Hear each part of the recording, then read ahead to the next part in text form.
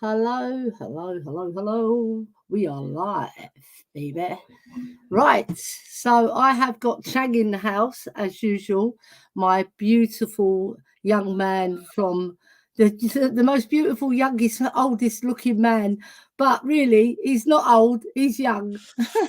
I've got that one wrong. He's the most beautiful, oldest, youngest looking man.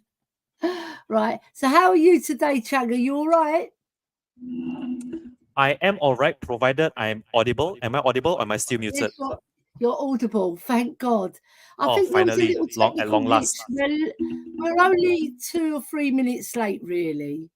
So you can forgive. Okay. Like it's a woman's prerogative to be late, but when it's the man's fault, we've got to blame the man. Right. So what we're going to do, we're going to kick off this show, right? Because this show is going to be really meaty today, because we're going to be discussing Ange Postecoglou and Daniel Levy's role in how he will progress.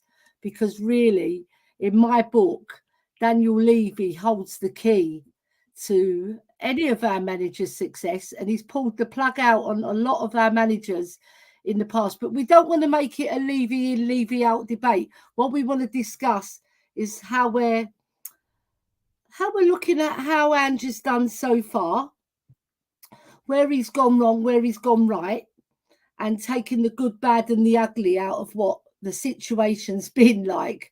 Yeah. So I'm going to ask you, Chang, the first question, right?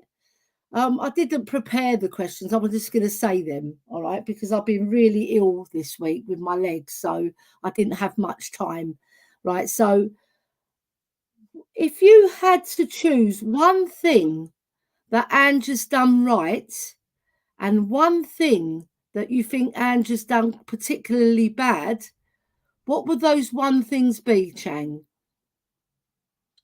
Well, I had to say that the one big positive or the one good example, or rather one good trait that Ange has instilled at this club would be the belief at the beginning of the season, especially when you lose your talisman after you've sold him to Bayern Munich. I mean, morale was down at an all-time low at the beginning of the season. I wouldn't lie.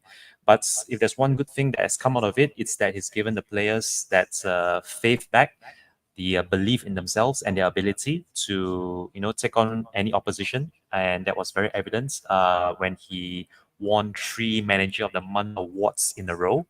But then again, there also is that double-edged sword when it comes to trying to give your players too much belief and too much control over, the proceedings on the pitch. In which the one negative thing about that is that maybe he has given his players far too much independence, to the point where the last couple of matches, if you notice, he wasn't really barking out instructions until it's far too late, or until the last, I think it was since last weekend, the North London Derby, where he then started to show his displeasure on the touchline, and that was caught by the cameras. And we all saw Yeah. that in the last two league losses. So those, I think, are the pros and cons for Big Ange, in which he's given, I mean, credit where credit is due. He has given his players the license, and also the opportunity to grow independently and individually.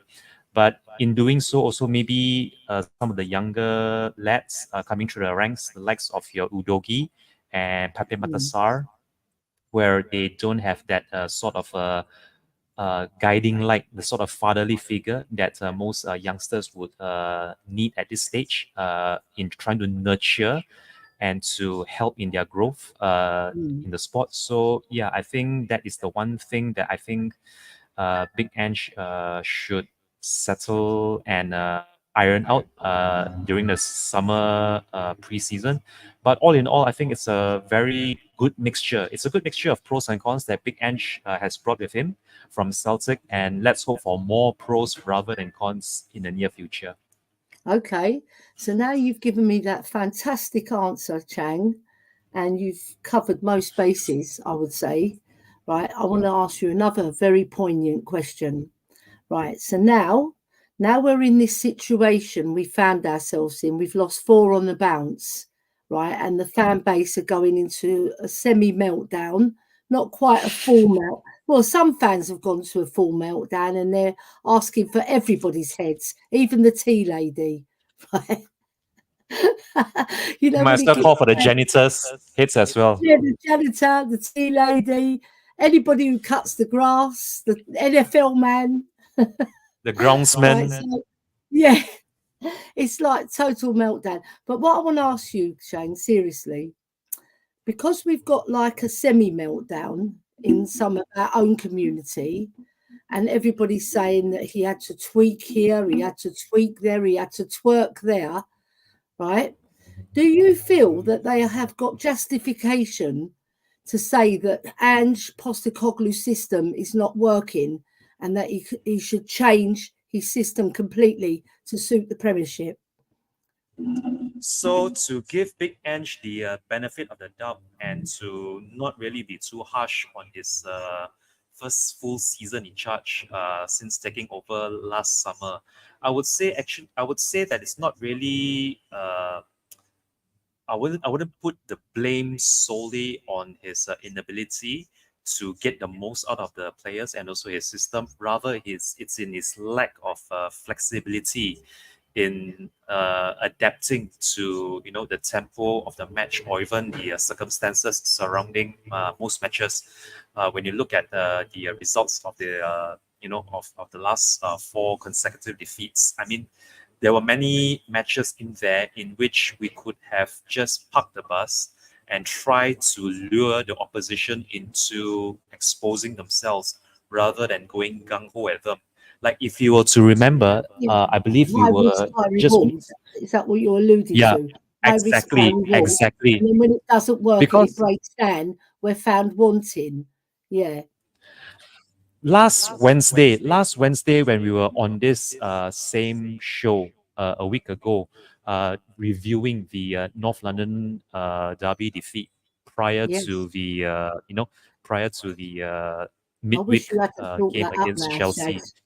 I'd forgotten Yeah, about because it. no, I have to bring it up. I really do have to I bring it up know, I'm because just I mean joking. You know, during it's one of those during games you that want to win desperately.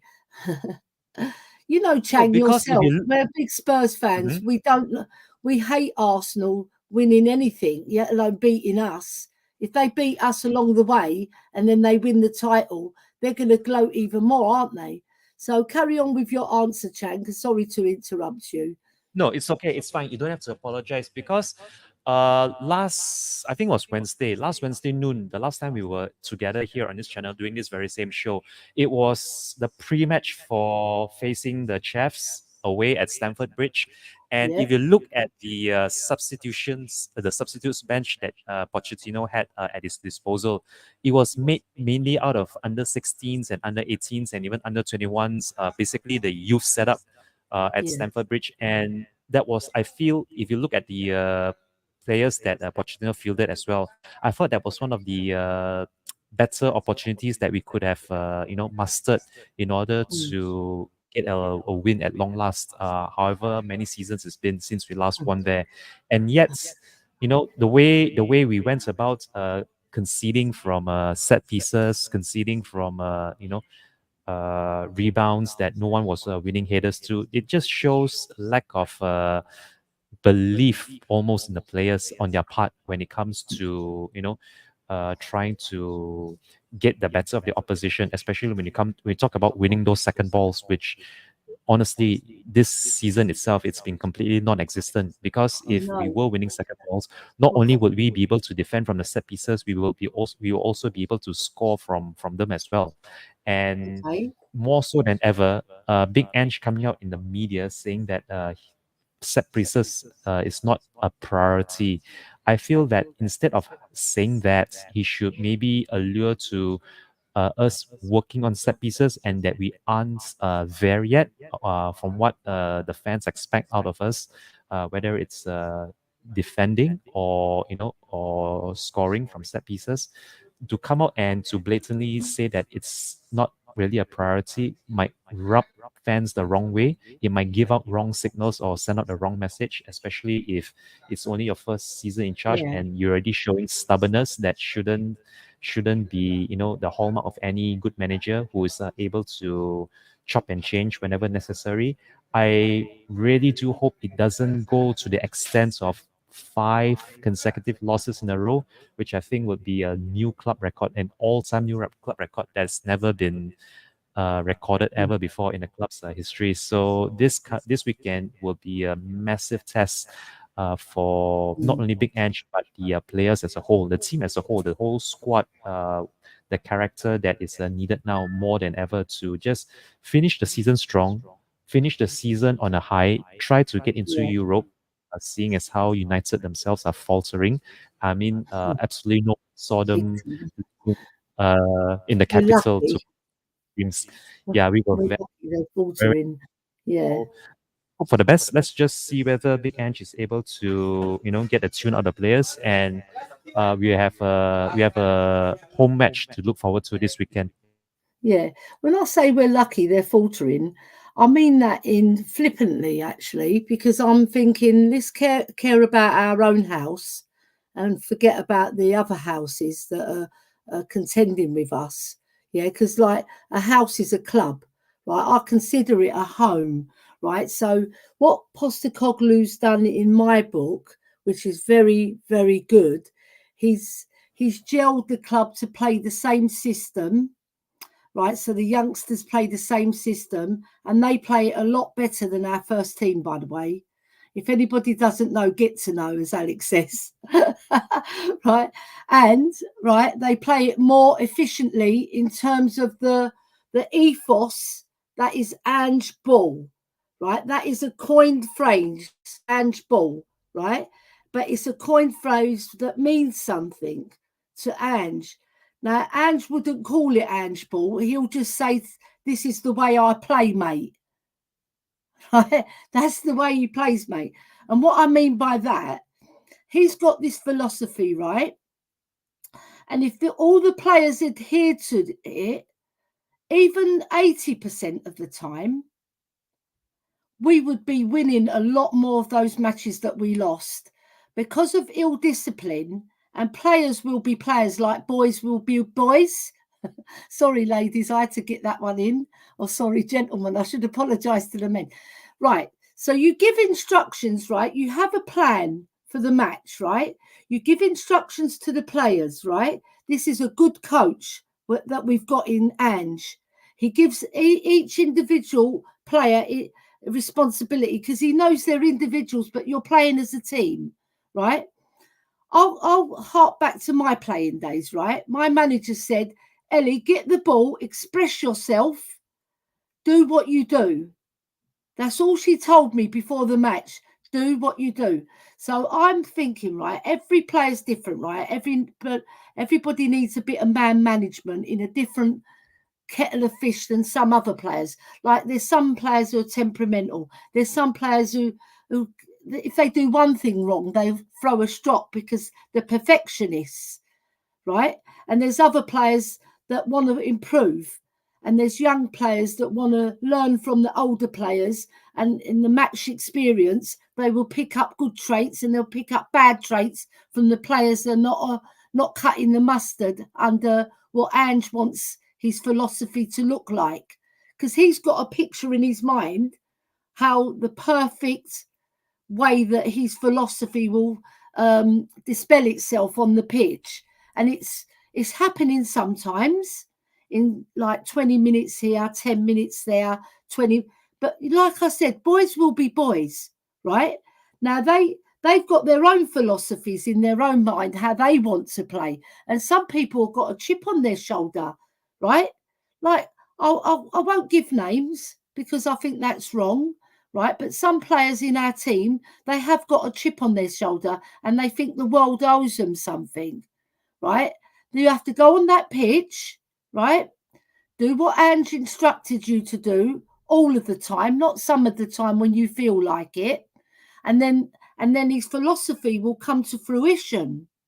That's how I see it, because I played football and I was told that you go on the pitch and you do this for that match And then another match, my manager would say, this opposition they really press high, Ellie, right? So what I want you to do is pick up really clever pockets of space to create that angle for the defence to find you, right? And keep on moving, right? And communication is very, very important in football. And I don't think our team communicate well. The only ones I see that are communicating is Vicario, Bentancur when he's on. Sar's he's very go with the flow, right? I know I didn't say I was going to mention names, but I'm just picking out a few things that I've seen and that I've heard literally live while I've been there, not where you've watched it on telly and you get muffled things, right? I see with my own eyes that Bentancur is a very good communicator. I see with my own eyes that even Højbjerg is a very good communicator, but he does it with his arms. He goes, go there, you go there. And some people say, why is Højbjerg barking orders when he's not doing his job? But if you look at him carefully, he's a very disciplined player. And so is Bentancur, right? These two players, when they've played together in the past under different systems, have played magnificently together, right? And they complemented each other. Now we've got Sarr and Basuma and Maddison. They're the mainstay for ANGE ball, if you want to call it ANGE ball. I don't want to call it. I'll call it something else, right? So to recap, right, Ange wants his total football to be played. And I was having a very good conversation with Ben Kaufman about total football. He said that none of our players can play total football. But where I see Ange, I don't think he wants us to play total football. What he wants us to play is the philosophy within his system to move the ball, pass and move, progress the ball. When you're out of transition, when you're stop attacking and you've lost the ball, revert back to form. So you're not inverted. You're going back to your right back position, Porro. You're going to centre back, Romero. You're going right centre back. Van der Ven, your left centre back. Davies or Udogie or whoever plays Emerson, your left back, right? And when you're attacking, you invert, right? So they lose their discipline. They lose their desire. When you concede the goal, like we did against Arsenal, 3 goals on the trot, 2 from set pieces, 1 from a lob over the defence, and we were found wanting. That's not because of Ange's instructions. That's because of the players. The players know what they have to do, but they're not doing it. And I've said this so many times, right? Ange said he wants a remote control, yeah? So I go, Porro, you go there. And they're not there. And he gets frustrated, and you can see his passion is boiling, and it exploded against Chelsea. And he was I don't know whether he swore in Greek, but I think he did. So that the cameras didn't understand him. Right. So the players, they're not all at fault because some of them can't play the system, like Ben alluded to. They can't play that system. So what does Ange do? What I think he's going to do, he's going to identify all the players that can't do it. He's going to identify the players that possibly he thinks, I think I can teach them. I think they've got potential to learn. I think they will do it. And then he's going to say the ones who can do it, play his system, not total football, because I don't think we do that. I don't disagree with Ben, but I just don't think we play total football because that's Dutch master, where you can play 5 different positions and be versatile. We haven't got players like that, so we've got to play within ourselves what we've got. Yeah. So, well, let me just quickly ask you this question then. When you talk about players and adapting their style of play to Ange's style, which of our current crop of squad players do you feel are best suited to Big Ange's system or his philosophy 1 to 11. going forward? who I would put as my 1 to 11 currently without buying any players. So I'd put Vicario in goal. I'd put Porro, but I'd play him. I would personally play him just as a in Kulu's position, and buy a right back. But because I can't afford that. I can't afford that to change. Right, we're going to keep him as a right wing back, right, and invert as a midfielder, right, and then I'll play Romero. It goes without say, VDV. I'd be stupid not to put him in. I fans would kill me if I didn't put VDE. And then Udogi, he's got potential. He's still learning the game. He's only 21, I think, or 22. He's still learning the game. He's fresh. He's a freshman to the Premier League. He's only had 3/4 of a season, really, because he's been injured for some of it and he's been suspended He's for some 21. of it. Yeah. So then in midfield, I would have Maddison, because I believe he can rise to the occasion. He's had the injury, and I'm not making excuses for him. He's been very poor. You can't all put it on the blame on the injury. So I'll move on from that. I think Maddison's got potential to play it. But Bentancur, fantastic footballer. He can play in any system, that boy. In a 6, an 8, a 10, he can play anywhere. He's a footballer, a true footballer with kudos. So I would play Bentancur with Madders, because then you've got 2 skillful players who can affect the game from the back to the middle to the front, right? And then I'll play Sarr, because Sarr, what an engine he's got. But he's not just an engine. Some people just see him as a runner. There's so much more to his game that some people miss.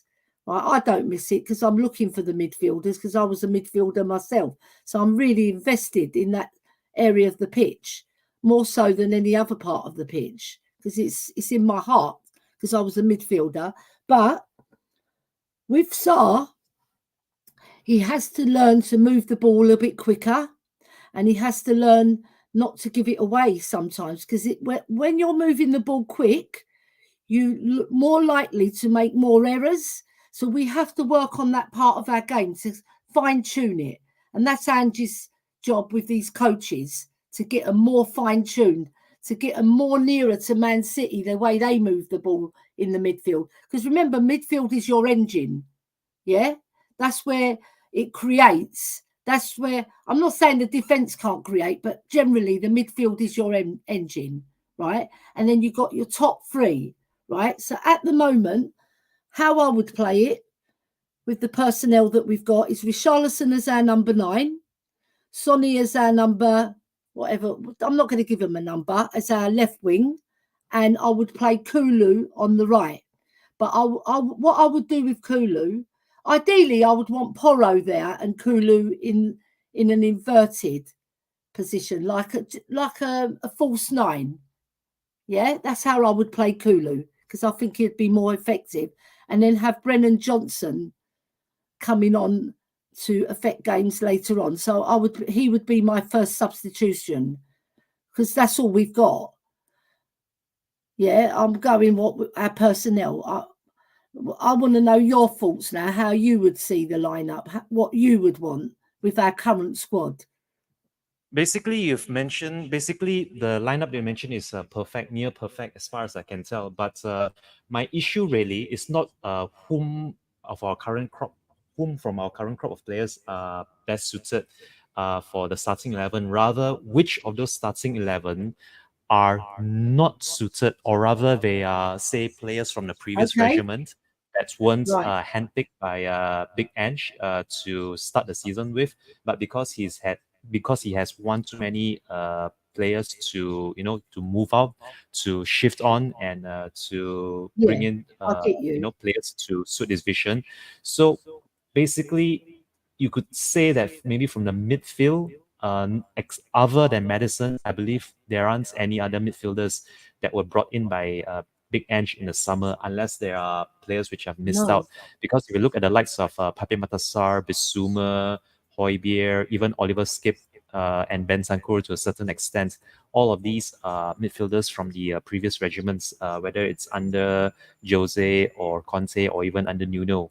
And as such, I think that that is the single biggest weakness in our current starting 11, that the midfield, in which if you are to operate in such a high line and play such a high intensity, that midfield there is the single most important asset and also the single biggest threat Yeah, to our I own agree. selves if it does go missing.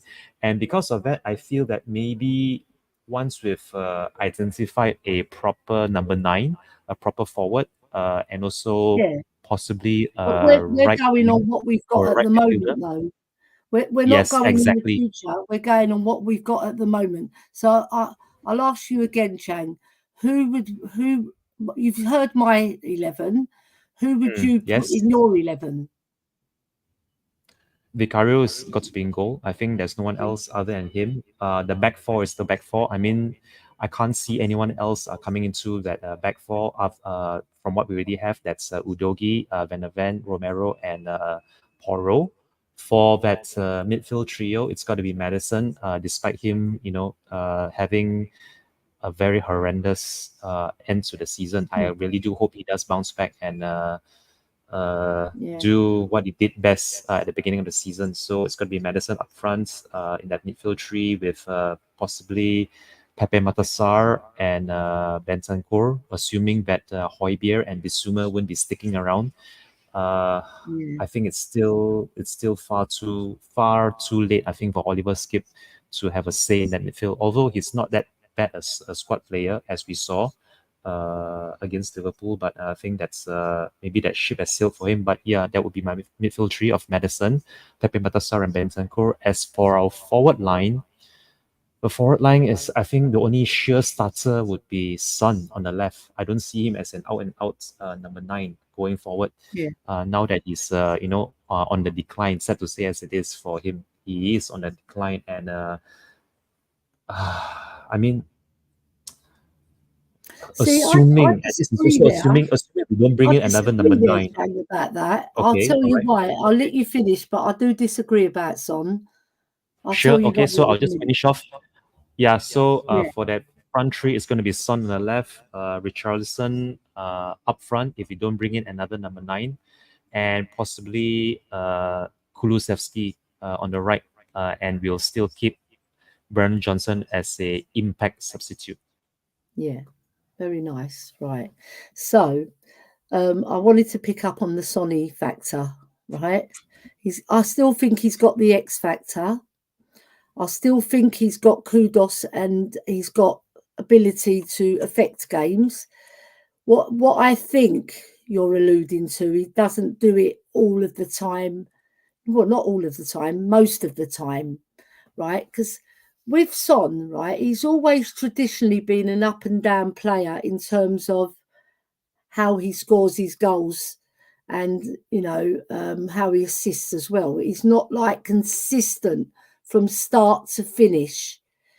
Yeah, he's like a choppy player. He'll score 2 there, then he'll go 3 or 4 games without scoring, then he'll score a hat trick, and then he'll go 4 or 5 goals without games without scoring, then he'll score 1-2s, and he'll normally amount to an average of about 17, 18 goals a season.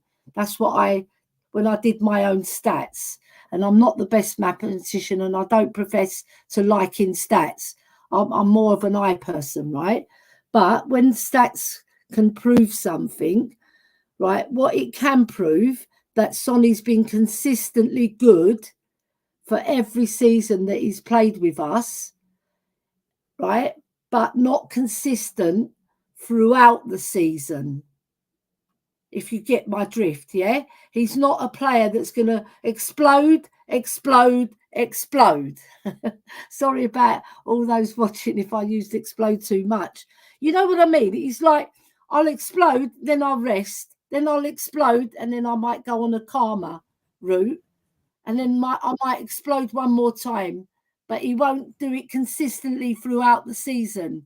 Yeah, he'll have his calm moments, he'll have his dreadful games, He'll have his awful Lee Trefford games where like nothing sticks to him and everything's bouncing off him. I remember one game against Manchester United away. Everybody was saying he was a ballerina and like the ball wasn't sticking, and it was true, it was. But they were being a little bit harsh because he was actually trying, but it just nothing was coming off for him. He tried to turn, he tried to pass it back. The pass back was rubbish and it was going astray. Yeah, that was the worst game I've ever seen Sonny play. But I'm his best critic, and I'm his advocate as well, right? Because this season I believe he scored 16 goals and 9 assists. Is that correct? 16 goals and 9 assists. Yeah, that's what I believe. I think you're correct. Yes, yeah? I think you're correct. So he's on target, right? Because last season it was a little bit of a bummer season for him. You know, it was up and down, and he was injured. He had the hernia, I believe, right? And he wasn't firing on all cylinders.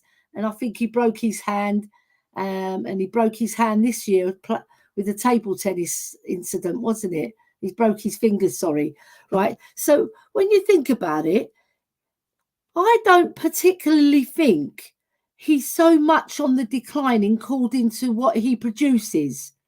What I think you're alluding to is with the eye. Yeah, you're seeing Sonny, but remember, Chang, and this is a very, very poignant message I'm sending out to all the people that think that Sonny's lost his mojo. He's playing in a totally different system, right? He's been asked to adapt. He's the captain as well, so he's got that extra responsibility. And a lot of people are saying that he's not up to the job. He shouldn't be the captain. So there's that added pressure because he sees social media. He hears the noise. He hears people chanting at the match, "You're not fit to be captain." I've heard them say. I've actually been in the stadium and they said, "Sonny, you're not fit to be captain." And they yell it to him, Chang. Right? So this gets to his grain, what he is, a fabric as a man. Yeah? And then he's got his teammates on the pitch bigging him up, and they love him. At the end of the match, after we've drawn, lost or won, the first player everybody goes to is Sonny, because they know he feels for the club. He's got his heart. He wears his heart on his sleeve, Sonny. Whether he's captain material or not, we can't influence that at the end of the day. That's Ange Postecoglou's decision. And he trusted him to be our captain. So that's who he wanted, all right? I'm not saying he's a good captain, bad captain, or like he's in between. What I'm saying is that I don't think he's lost his mojo. I just think sometimes we judge him more harshly because he's Sonny and we expect more. We really do. But what are we expecting? Are we expecting more goals? Are we expecting more assists? Because he's produced what he's produced in the past. I mean, what do you say to that, Chan? Do you think I've got a good argument for him? Or are you going to pick something? I see with my eye, I know he's not as good. But remember, we're playing a different system. If there's one thing that I would pick out from what you've critiqued of Son and his his performance for us since his signing almost a decade ago, I wouldn't pinpoint his goals and assists, the statistics really of his performance, rather the leadership and also the captaincy on the pitch, on the field during matches. Because as a proper captain, not only do you try to muster the troops or try to get the best out of your teammates to as it were to lead by example as the match progresses, whether you are in the ascendancy, whether you're on the back foot, whether you're under the cosh, whether you're under pressure, or you're just trying to weather the storm and see out the match. For me, a good captain should always be seen rather than heard. And more often than not, especially this season itself, when our forward isn't getting any example, it's kind of difficult to see Son as a you know uh, out and out captain if he's not trying to dictate play, if that Mm. makes any sense. Because the one missing thing, the one big loss this season is in having someone like a Kane who can pretty much do everything for us. And a lot of people actually still hurting. Some of us actually still hurting from his loss, or rather Yeah. his departure for Bayern. And that itself draws a lot of comparison of what could have been had Kane stayed and what currently is when Kane has departed and Son has been, entrusted with the captain's armband. I would, I wouldn't put too much pressure myself on his captaincy, but when things aren't going too well, the first person that lot of fans look to is who is leading that team out Yeah. from the dugouts onto the field, and who is taking charge of matters when when the going gets tough. For me, I Do you wouldn't think he's lacking? I wouldn't say he's lacking, more that he has his qualities as a skipper. Otherwise, he wouldn't be Korean captain. He wouldn't be Yeah. national captain for South Yeah. Korea.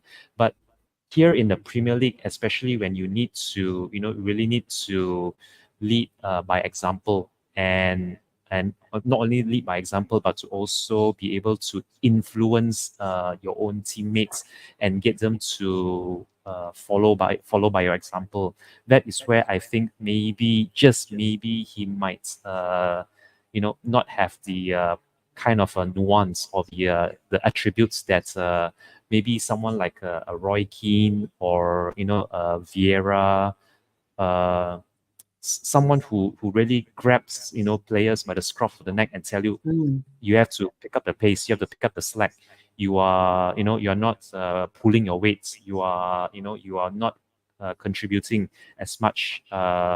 If you look at the spat, the altercation between Emerson Royale and Christian Romero, that is actually what I'm expecting of any club captain, not only for Spurs, but any Mm. club captain as well, where Yes. you can confront your own players, you can confront your own colleagues and teammates, even as the match progresses, without getting too feisty, but to let it be known that you aren't happy, that you have colleagues playing beside you who aren't really pulling their weight. And I saw that Yeah. in Romero when he had a go at Royale. And not that I expect this out of Son every single game, but at the very least, have a word with your own teammates as the game progresses. If it's going Mm. south very quickly, if the match is declining, you as a club captain have to step up and be heard, and also lead by example. That is where I feel maybe Sun is lacking in that department.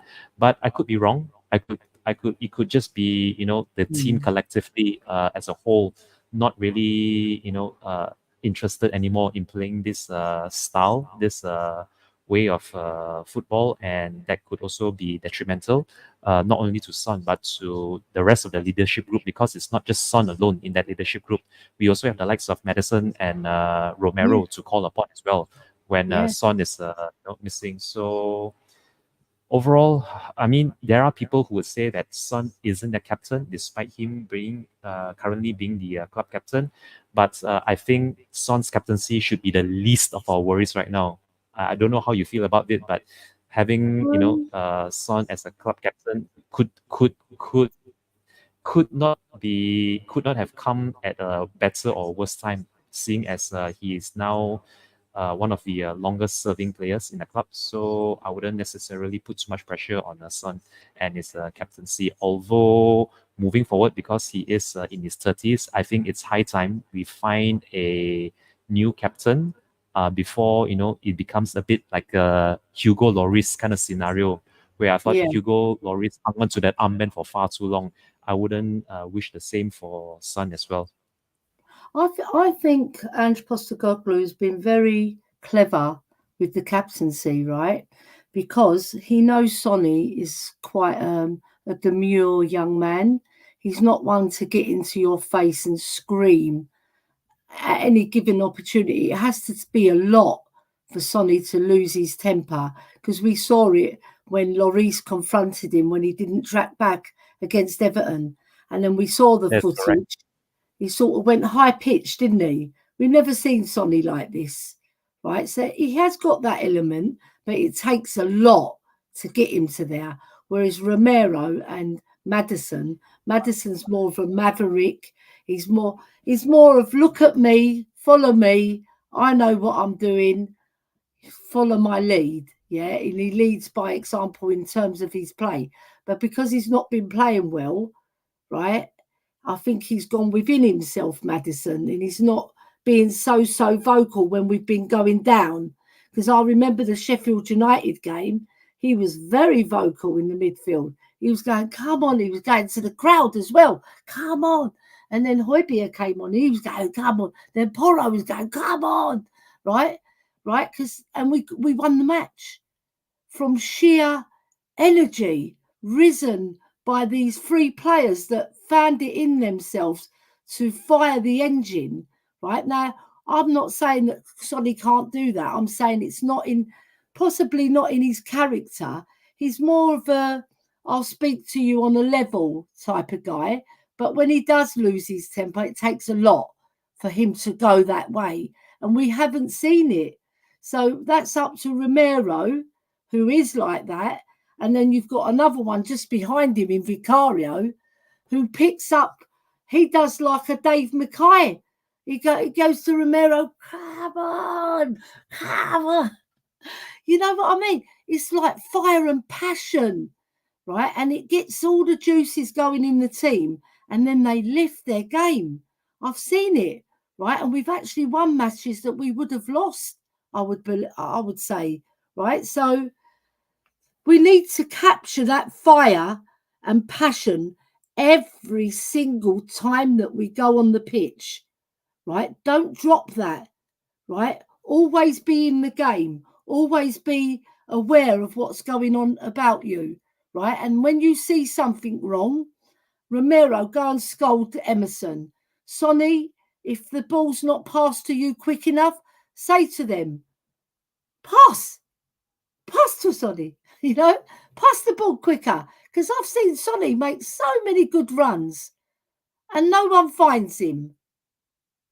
And he curves his run as well, because he's a very intelligent boy to not stay stray offside, right? I wish the other members of the attack would do the same, where they don't. But he's got experience, right? So there's horses for courses, right? We've got to work as a unit, right? And Ange Postecoglou's put them two as vice captain because he sees something different in both of them. Madison, the maverick, Romero, the tough guy. I'm going to whack you if you score, and I'm going to whack you one if you've done something wrong, or I'll get you by the scruff of the neck and say, look, shape up or ship out. We all teams need a strong leader. All teams need someone who is a little bit more balanced, right? And all teams need someone who can do their talking with their feet. They lead by example, like Harry Kane did. Yeah, but he wasn't a particularly good captain. We know this. He's not a particularly good captain. He's not my type of captain. My type of captain is Romero and Vicario, because I'm from a very passionate background as well. I believe there are some people in the chat who have also I'm going to get to the chat. Romero. I am going to get to the chat. Right, so I'm going to start with the first one. We're going to say hello to Killian. He said, hi, guys. Hi, Killian. I love the surname Kenny. It sounds Irish. It must be. Right. Obviously, Chang. Greetings, Mr. Killian Kenny. Right, so I'm going to skip through all the ones where they're saying hello to each other.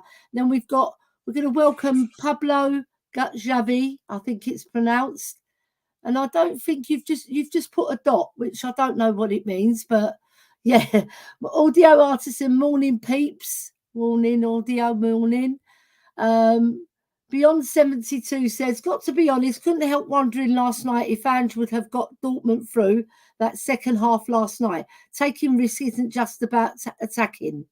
Yeah, true, because taking risk is defending well as well. Because when you're defending, you can take a little bit of risk, Chang, by getting closer to the player, and then he could still beat you. But if you know you've got the pace to recover, take that risk and try and win the ball.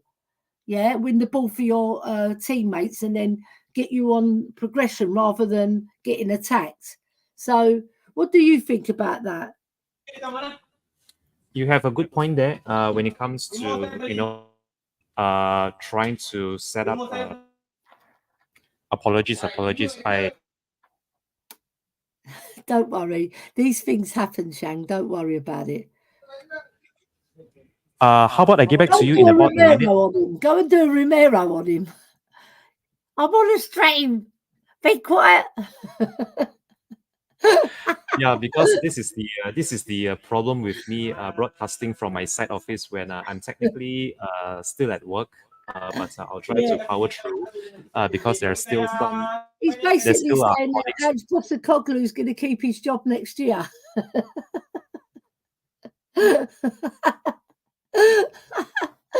Oh my god! Carry on, Chad. Carry on. Okay, so I'm just going to try and I'm going to. Sometimes you have to persevere in adversity. Okay. Yes. So. You have had the VAR. I'm just going to answer this comment here by Beyond 72. Trying to ask if Big Ange would have been able to get Dortmund through against PSG last night. If you still persevere or if you still stick to your guns by only playing a certain way or a certain pattern and you do not adapt as when the occasion calls for it, I think he will be found out. And the last four consecutive losses are a perfect example that you can't always stick to fixed philosophy if it's not going too well for you. And this should be addressed in pre-season, I feel, before the start of the new season, especially if he really is adamant on challenging, which honestly at this moment in time, I really can't see it happening until he learns his lesson that the Premiership isn't the Scottish League, or it isn't. It's unforgiving. It's unforgiving, isn't it? Yeah. You've got better players, and they will punish you if you're not disciplined within his system. Remember, Chang, right? He doesn't want to just have Van de Ven at the back. He wants Porro to be in position. He wants Emma Goat to be in position. He wants Romero to be in position. But where they lose their discipline, we're found wanting because we've only got one at the back. That's not Ange's fault. That's the players. That's their discipline. That's their desire. Like I said before in the other stream, right? It looks shambolic because the players are not doing what Ange has told them to do. Do you think that Ange tells them to go gun-ho and leave one at the back? He doesn't. He says, right, high risk, high reward, right? Press high, keep a high line, and when it breaks down, you have to bust your gut to get back. And the players are not doing it all the time. They're losing their discipline. They're losing their desire, right? They might be tired. They might be carrying an injury and they can't do it. But he has to play them because he's got no choice. You see, all these factors go into that he doesn't want to tweak it. But now the fact is, now he's seen it, that they aren't disciplined, that they haven't got the desire. That's when you say to your boys, right, you're not playing my system, therefore I'm going to say to you, drop back 5 yards and don't high price. So it's going against his philosophy, but it makes sense. But will he do that? Will he do that because he can see the players can't cope with it, right? Or will he say, right, this is a learning curve, right? I know which players can't do it. I know which players don't have the desire to do it. And I know the players that just don't want to run for me. Yeah. So he's going to say, right, all you boys out the door, you go. I don't want you. get lost, right? That's what Ange's very harsh when it comes to these decisions. So then he's already identified with Lunga and Paratici, who he wants to come in to play his system better, who've got the character and the desire and the wanting and the running stats to cope with Ange ball, if you want to call it Ange ball. I don't like calling it that, but lots of people call it that, so I'll call it that just for their sake, right? Then you're going to get the real philosophy of Ange, because at the moment we're not seeing anywhere near what Ange wants, and you can see he cuts a sorry figure on the touchline, doesn't he? Right? You look at Ange and you think, right, what is he thinking? I wish I could get into his brain, but I know exactly how he's thinking because I'm thinking it. He must be thinking it. He must be thinking, right, Udogie I want to keep. Romero I want to keep because they will fight for my team. Porro I want to keep. He might not be the best option at the moment, but I want to keep him because he's got desire. He's got heart. He wants to play for me. And then he sees other players that I won't mention, right? He's thinking, he's a really good player, but is he running for me? Has he got the desire for his teammates? Has he got the does he want to be in my team? Yeah. On that note, Queen Ellie, do you think Big Ange has lost the dressing room? No, I don't think he's lost the dressing room. What I think, right, players will be players, right? They sometimes go back to form in what they want to, how they want to play, not how he wants to play. And some players are bloody stubborn, right? We've seen it in other teams. Look at Manchester United. People run through their midfield like there's no midfield there. So what does that tell you? Does that tell you that Ten Hag's a bad coach? No. It tells you that those players are not responsible to work for their team. And track back. When the players are going through your midfield, track back and help your teammates. It's a team game. It's not an individual game, right? So I think a lot of players, they want to play for Ange, right? But sometimes they lose their discipline and they lose their desire. And that's when you can get caught out. You do that twice, the top teams in this league will punish you, right? Maybe Luton won't. Maybe Bournemouth won't. But bloody well, damn, you bet your top dollar that Arsenal are going to punish you, that Liverpool are going to punish you, that Man City are going to punish you, that Aston Villa will punish you. And that's why they're in the top four. Because their desire is there. Their wanting is there. Their discipline is there. They're listening to their manager and they're holding what their manager says to them for most of the match. You switch off in this league, you're punished. More invariably, you're punished, aren't you, Chang? Right? I could switch off one time. I could be playing the perfect game and I think, right, I'm not going to run back. I'm tired. I've done enough for this team because it's human nature to think that. Oh, I don't want to run back. Let Van der Ven do it. Oh, I'm too tired. I can't run anymore. Right? You don't want to hear that in a player, but it does happen because we've seen it time and time again. Right? So I don't think he's lost the dressing room. I think what I think Ange should do, right? He tells them they really respect him. You can see they respect him, but some players don't respect him enough to bust their gut when they think they've done enough for the team. It's like a chip on their shoulder, Chang. Oh, I've done this, I've done that, I've created this goal, I've scored myself, therefore I don't have to track back. Yeah, but football's not like that. Do you see Pep Guardiola accepting this? Do you see Jose Mourinho accepting this? Do you see Antonio Conte? He said it in his meltdown. He goes, "This is unacceptable." The desire, the players that don't want to play under pressure. Huh? He goes, huh? Because he knows they're not playing under pressure, right? So I don't think it's because they lose the respect for the manager. I think it's just something in themselves, innate in themselves, that's a weakness, right? Like Pep Guardiola, do you think he says to his players, If you've scored 2 goals, you're allowed to rest. If you've scored 5 goals, are you allowed to rest? No. You bloody work for 90 minutes for your money and for those fans who've come to watch you. I don't know if you saw that presser that he did, not the presser, the dressing room scene. It was fantastic. He goes, Cole Palmer was part of the team that day. He was talking to all the team and he wasn't individualising it. He was talking to the whole team because he didn't want to call out one particular player. So he done it as a generalisation.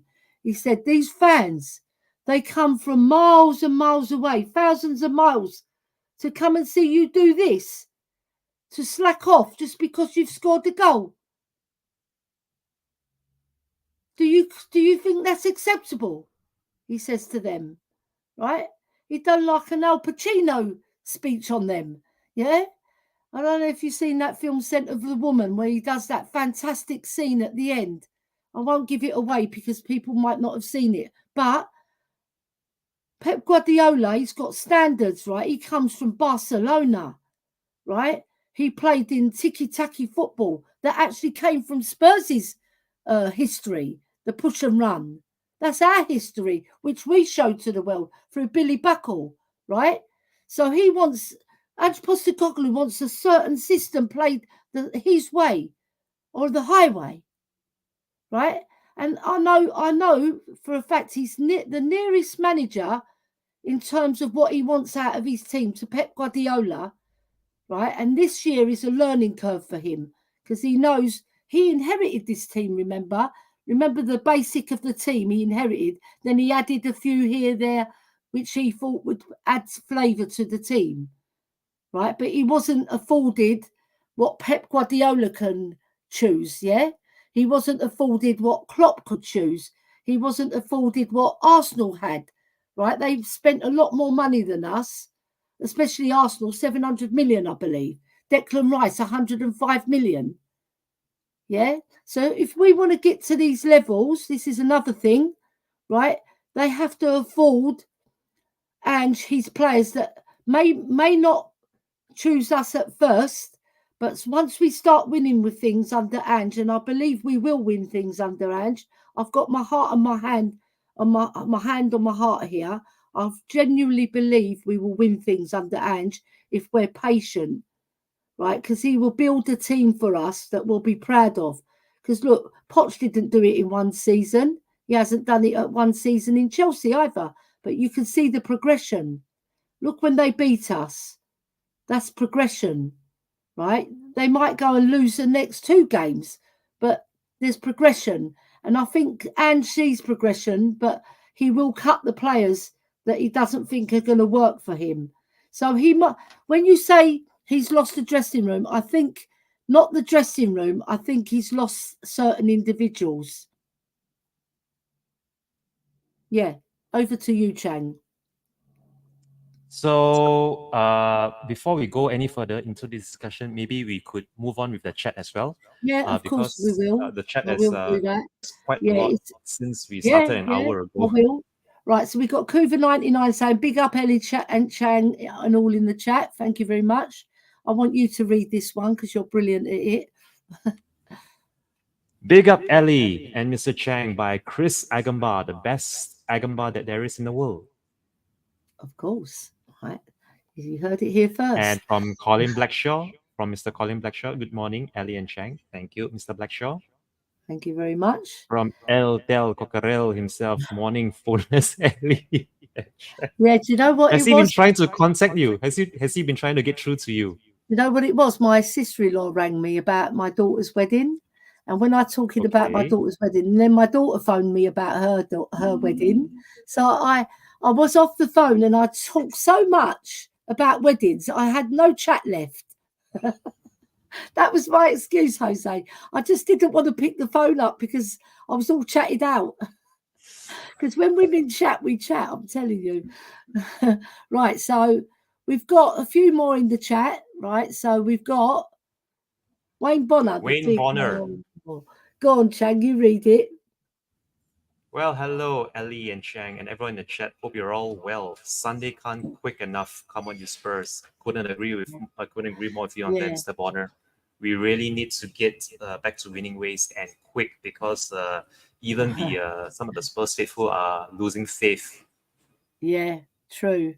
And then we've got David Shear, not Shire. Mr. Mia Shear, Wade, hello, Mr. Copper, Shear. Ellie and Chang. Thank you very much, Mia. Spurs between the lines, everybody.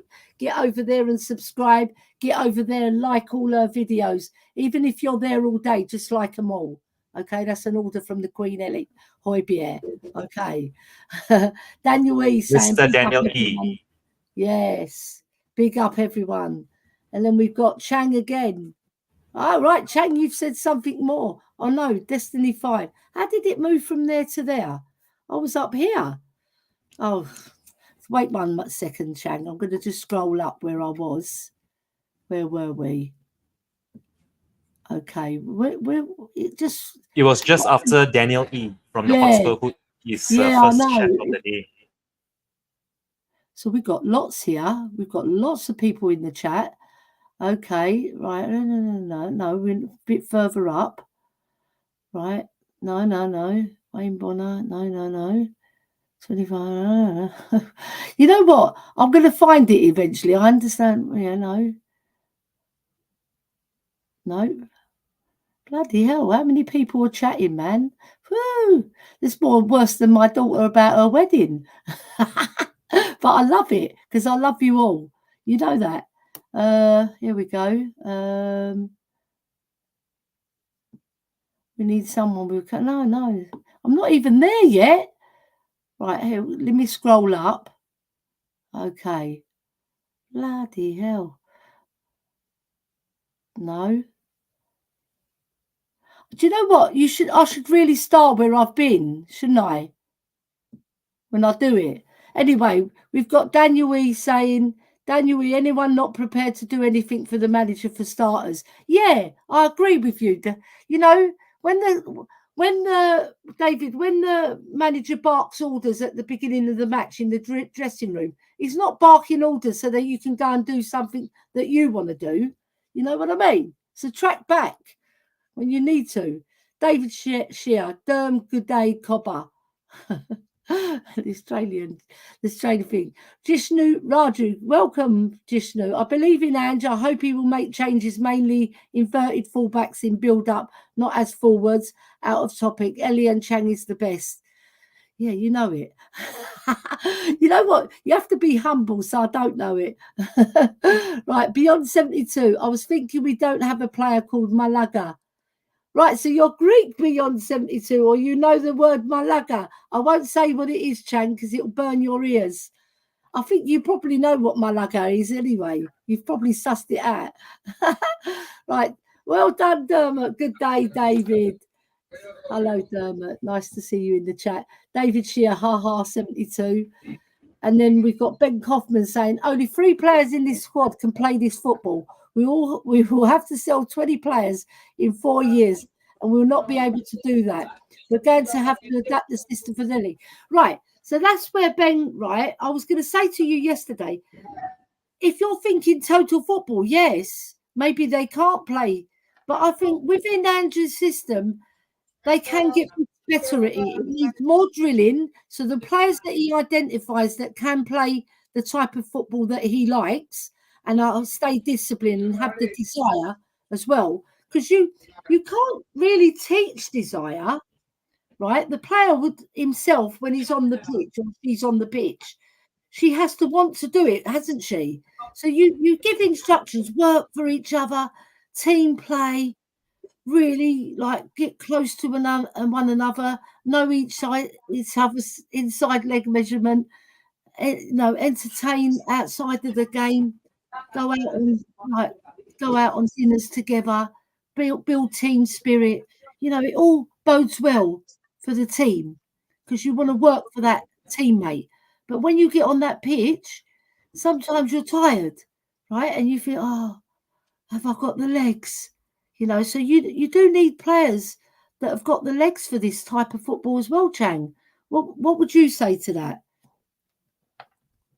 I 100% agree with you on this, which is why earlier, very much earlier in the beginning of the show, I did ask you from the starting 11 that you handpicked yourself that would best suit the current system that Big Ange has in mind for his team. Which of those players are actually not suited to Not Big suited, Ange's not which of suited those in the current mm, squad. Right, from correct, one yes. right, not suited for the current squad. I'd say Romero, because he doesn't move the ball quick enough. But in other respects, he is suited. But I'd say moving the ball quickly, no. Right? I know that sounds harsh, and Mia probably kill me. Højbjerg, because when I've seen his stats, when he's passing the ball quickly, his stats for passing have dropped right down to 79.2% when he was at 89 and 90%. So that's a big difference, right? Right. Johnson, not strong enough, not fit enough. He can move the ball quickly, but he's just not fit enough to suit that system. Werner, not on belly. Heel. Lo Celso, no, I think he's suited. Lo Celso, either with him, his desire slacking. If he can get his desire right, he'll be a very good asset to our team. Right, let me start from the back. Yeah, Skip as well. He's got desire and heart, just hasn't got the kudos. Right,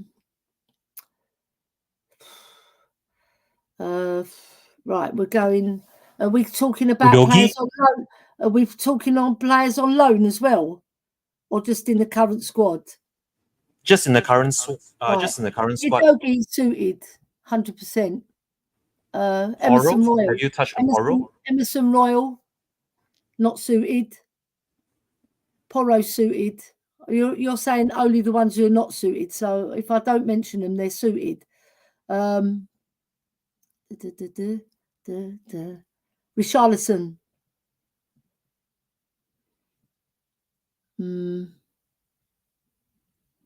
With Richarlison, the reason I'm putting him in that bracket is not because he can't do the high press, because he can, right? I just don't think he's got the kudos to receive the ball and turn with it and affect games like another better striker, because we can do a lot better.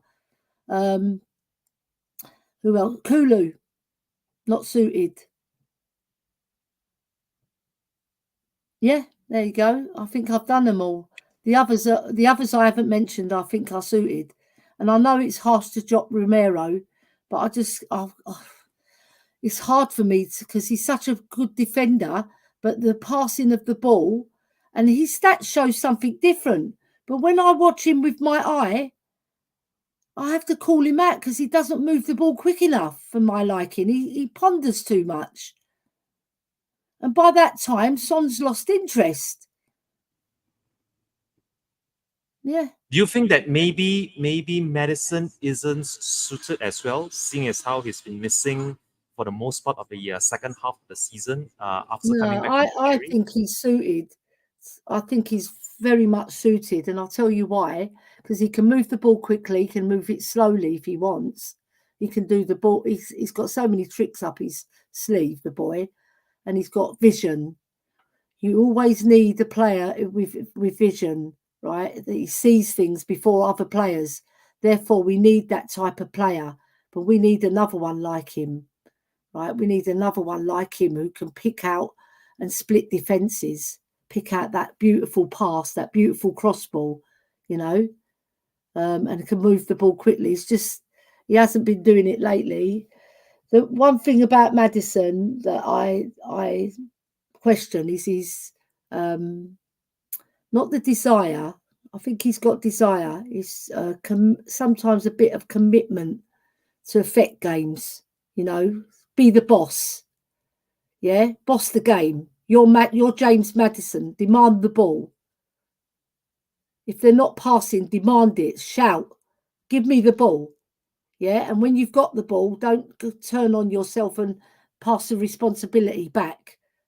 Do what James Maddison does 100% of the time, not 80% of the time, because he's got the kudos, the boy, to affect games for the whole of the match. If he just used, he's got it up here. He sees things other players don't see. He's got a bigger picture of what's going on around him. Yeah, so I think we need a player like that, but we need another. Other than that, I think I've covered everybody, haven't I? Yeah. Yes, I believe you have. You've pretty much covered everyone that is in our current How either many the starting players did I 11 mention? It or wasn't the fringe quite as many players. as 20. It wasn't Mhm. quite as many as 20. Did you count how many players? Because I wasn't counting. I was just reading off names. There were a few names that you might have missed out. Maybe Oh, Bisua. Davis. Bisua is one. Davis as well. He has to go. Yeah, Ben Davis. Yeah, Ben Davis as Has well to is go. correct. Oh, no good for the I think system. I think it goes without saying that maybe Fraser Foster as well. Fraser Foster definitely Oh, has to yeah, go. yeah. Because he's a goalie. Yeah. We're going to get rid of him anyway. Yeah, Fraser Foster. So we're left with a spine of the team, aren't we? We've got Vicario, we've got VDV, Udogi, and Porro. They can all play, not Ange ball, they can all play the system, right? And then in midfield, Madders, Bentancur, Sarr. I would keep Basuma for now, but I don't think Ange will keep him. I just really don't think Ange is going to keep him. I've just got this inkling. So basically, we still need a couple of transfer windows then to really get the kind of players that Ooh. Big Edge fancies that can I really, think he needs give. 5 minimum. I think 5 Wow, 5. to get. Do you know what I mean by 5? I don't mean 5 to get to the to get to. He needs maybe 3 to get to 90% of what he wants, but 5 or 6 to get to everything he really wants. So you're talking 3 seasons, aren't you? Because there's 2 in every season. So his contract is 4 seasons. He's done the first season, and we're likely to finish 5th. Right? Then the second season, we want to see progress in the cups and the league. We want to finish higher or win it. If we could win it, that would be incredible, right? Let's see what happens, right? That will be miraculous. It's not going to be incredible. It's going to be miraculous. Yeah, it's going to be miraculous because you've got Man City who are like the creme de la creme de la creme de la creme. And then they add Even cream. Woolwich themselves. They're adding Even cream Woolwich every themselves. year. Even Woolwich, who have spent 700 million or so and are close second favorites this season, even they themselves are finding it difficult to keep up the tempo the same way City are doing it almost effortlessly every single weekend. Yeah. I mean, Arsenal are nearly there. They could even win it this year. It all depends on our result with Man City, I think, because I think they win their other 2 games. Do you reckon? Do you actually reckon that there is an outside chance of us pulling off an upset against City at home? Oh my God, Shane. Do you know what? I've got nightmares about this. I've got nightmares that we're going to beat Man City and Arsenal are going to win their next 3 matches. And we've given the league title to. Really, we haven't given it to them. They deserve to win it if they win their other 2 matches. If they cock up and they don't and Man City win it, then regardless of what we do in our match, it's not going to affect it because we could win and Arsenal could still lose the league. Yeah. So I don't want us to lose any game, but I wish it was the last game. Oh God! Can I read out this? Can I very quickly read out this comment? My heart is broken. Yeah, of course Can I you very can. quickly read out this comment by Mr. Course you Lenny can. Mack? It's the final comments in the chat. Lenny Mack is saying that if we do beat Let's have a look. City, he's going to Let me quit get it up. being a Spurs fan and become a Tiddly Wings fan. By the way, this Did is you a very say? quality comment of yours, Mr. Lenny Mack. Did you say this is the one, isn't it? If we beat This is the one. City, I'm beating Spurs and becoming a tiddly. Do you see? I'm with Lenny. I'll be playing those tiddlywinks with you. Honestly, I'll play it all day long because I despise Arsenal, right? And I know I probably haven't got any Arsenal fans in my chat, in our chat, sorry, Chang, right? So I can say this. If there is, I do apologise, but I'm not apologising. Right. So let's pick out some of these really good chatters, right? So we've got Ben Kaufman, only 3 players in this. Oh, we've done that one. Daniel E is saying, was our midfield? That means our midfield. Our midfield, not our midfield, is a serious issue. That is the basis that links our attack and protects the defence, and our midfield looks a bloody shambles. Right. I don't think it looks a shambles. What I think is ill discipline, right? Ill discipline and desire is not there anymore. So it does. I wouldn't say bloody shambles. I would say, not even occasionally. I think sometimes it looks a bit, not shambolic. Oh, that's not the word. It looks a bit messy sometimes, but not all of the time. You know, there's parts where they do gel and they have got the desire and the discipline to get back into shape. All right. But I don't know. What do you think about that, Chang? Like we're bloody The shambles. midfield is blowing. The midfield this season has been blowing hot and cold, if you ask me. Like if you were to look at the performance away at Craven Cottage, that Yeah.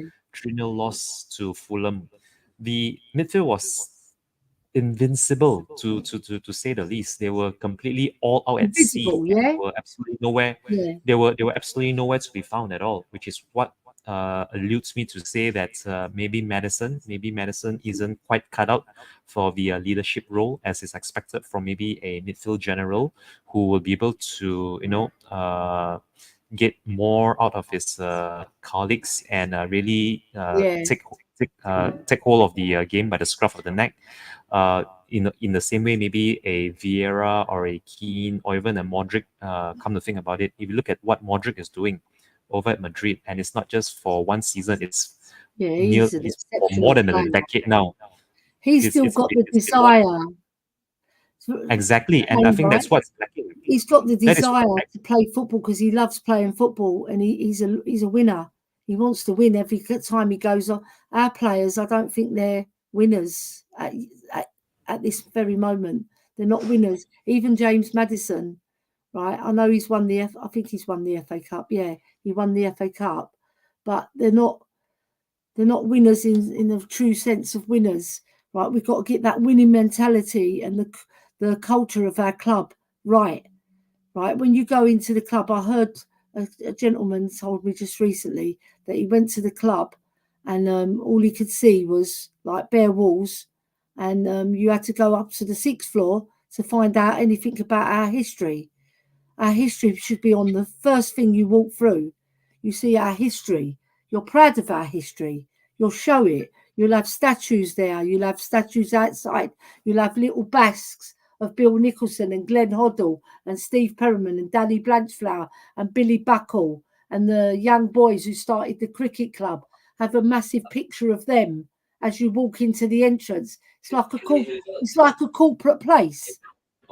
I actually have a theory on why this is so, Queen Ellie.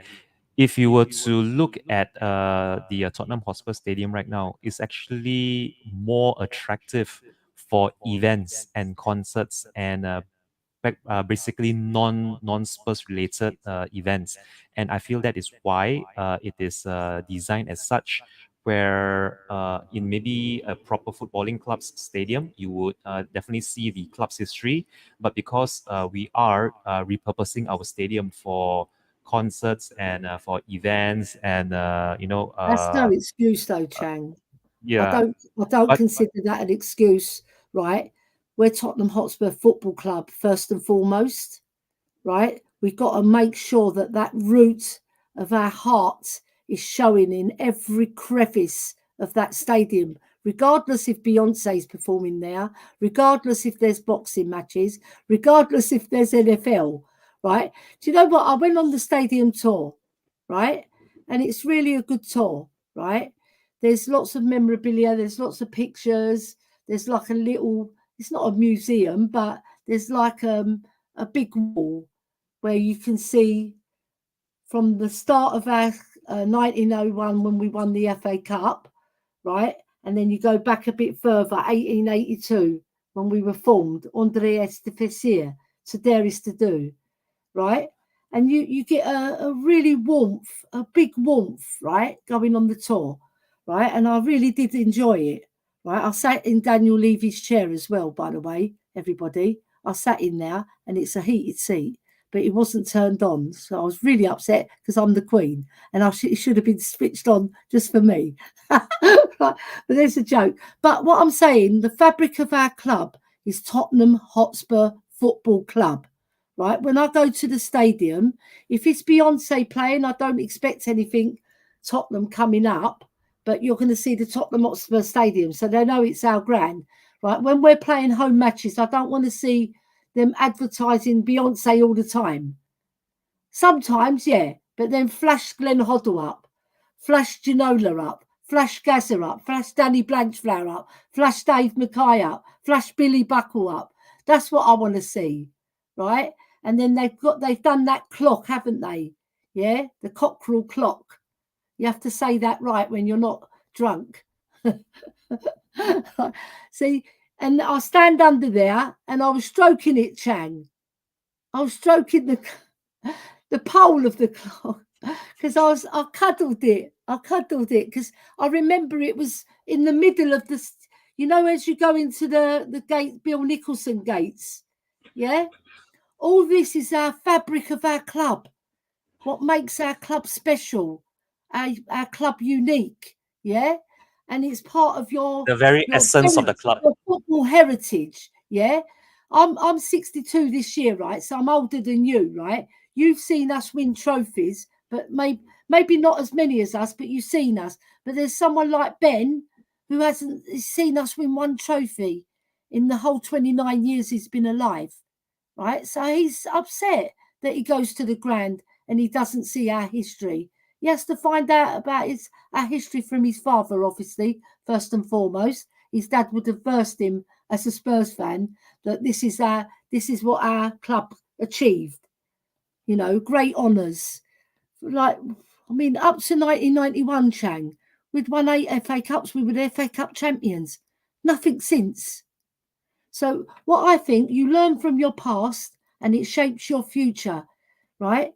What we're doing, we're trying to run before we can walk, right? And we're getting win now managers in, right? That didn't suit our system, that didn't suit our club, sorry, right? If you give them the money, of course they're going to suit our system. If you buy them the top creme de la creme players and we get them before Man City and Liverpool, and we get them before Chelsea and Arsenal, don't you think we'll be up there as well? Because we'll have the best players.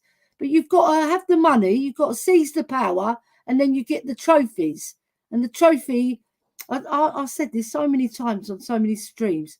First you get the power, then you get the money, sorry, then you get the power, then you get the girl, right? Or the boy. If I'm not going to be like put people in a box. Because girls like girls, boys like boys, right? And vice versa, right? Girls like boys, boys like girls, right?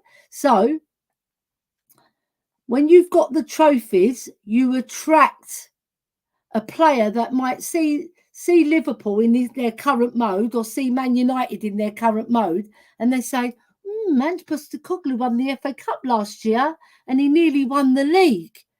Where shall I go? Where shall I go? Shall I go to Liverpool? Oh, they're not signing so many good players. But Spurs are getting all like nice players going over there. I'm going to sign for Spurs, right? And we'll get a top player signing for us, right? And then another player might think, Chelsea has sort of dropped off the wagon. They've got Pochettino there. He hasn't won anything. Ange Postecoglou, yeah, he's sort of got a good career. He's had a good history. He's won in Scotland. He's come to the Premiership. He's finished 5th in his first season. Just say that this is what they're going through their mind. I can see progress there. I can see there's a lot of good players. Yeah, I'll choose Spurs. So we get another second really good player that we've beaten the better teams too. Yeah, like in their history. They're looking at their current history, not their past history. right? Their current form, right? So we have to play on this, right? And we've got to be very, very savvy when we're signing these players. Right, we're gonna identify 3 or 4 different players in each position, right? Because that's what Paratici does. And then he'll say, right, let's go for our first target, right? We'll put all our eggs in one basket, right? We'll go for our first target, but we don't do that, do we? Right? We'll say, right, we'll go for our first target. Let's see who gets him, right? Will we get him or will Man City get him? Right? Bet your bottom dollar if that player's thinking, shall I go to Spurs or Man City? If he's any player of any kudos, he's going to say Man City just done the treble last year, and they might even do the double this year. By the end of the season, they would have made their decision, isn't it? So say they do the double, for example. They're saying they did the treble, they did the double. What did Spurs do? They finished fifth. Where shall I go? Where shall I go? Where am I going to? And then there's the wage structure as well that plays a dividend because some players are lured by money, not just fame and fortune. They're lured by trophies as well. So they'll think, right, it all goes in players' minds, doesn't it? And their agents as well, Chang.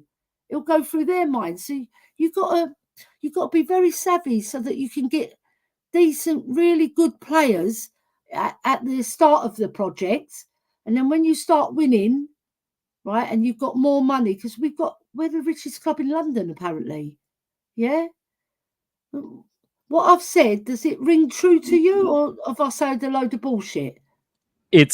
Every single word of that rings very true because in this modern climate, the the modern game right now, where it's not enough to just be one of our own, or it's not enough to merely be a fan of the boyhood club that you supported growing up as you were Yeah. making your way Yeah. through through the ranks, through the hierarchy. You still have to be able to care for your family, care for your loved ones. You need to have some form of bragging rights, especially if you are someone like a national skipper.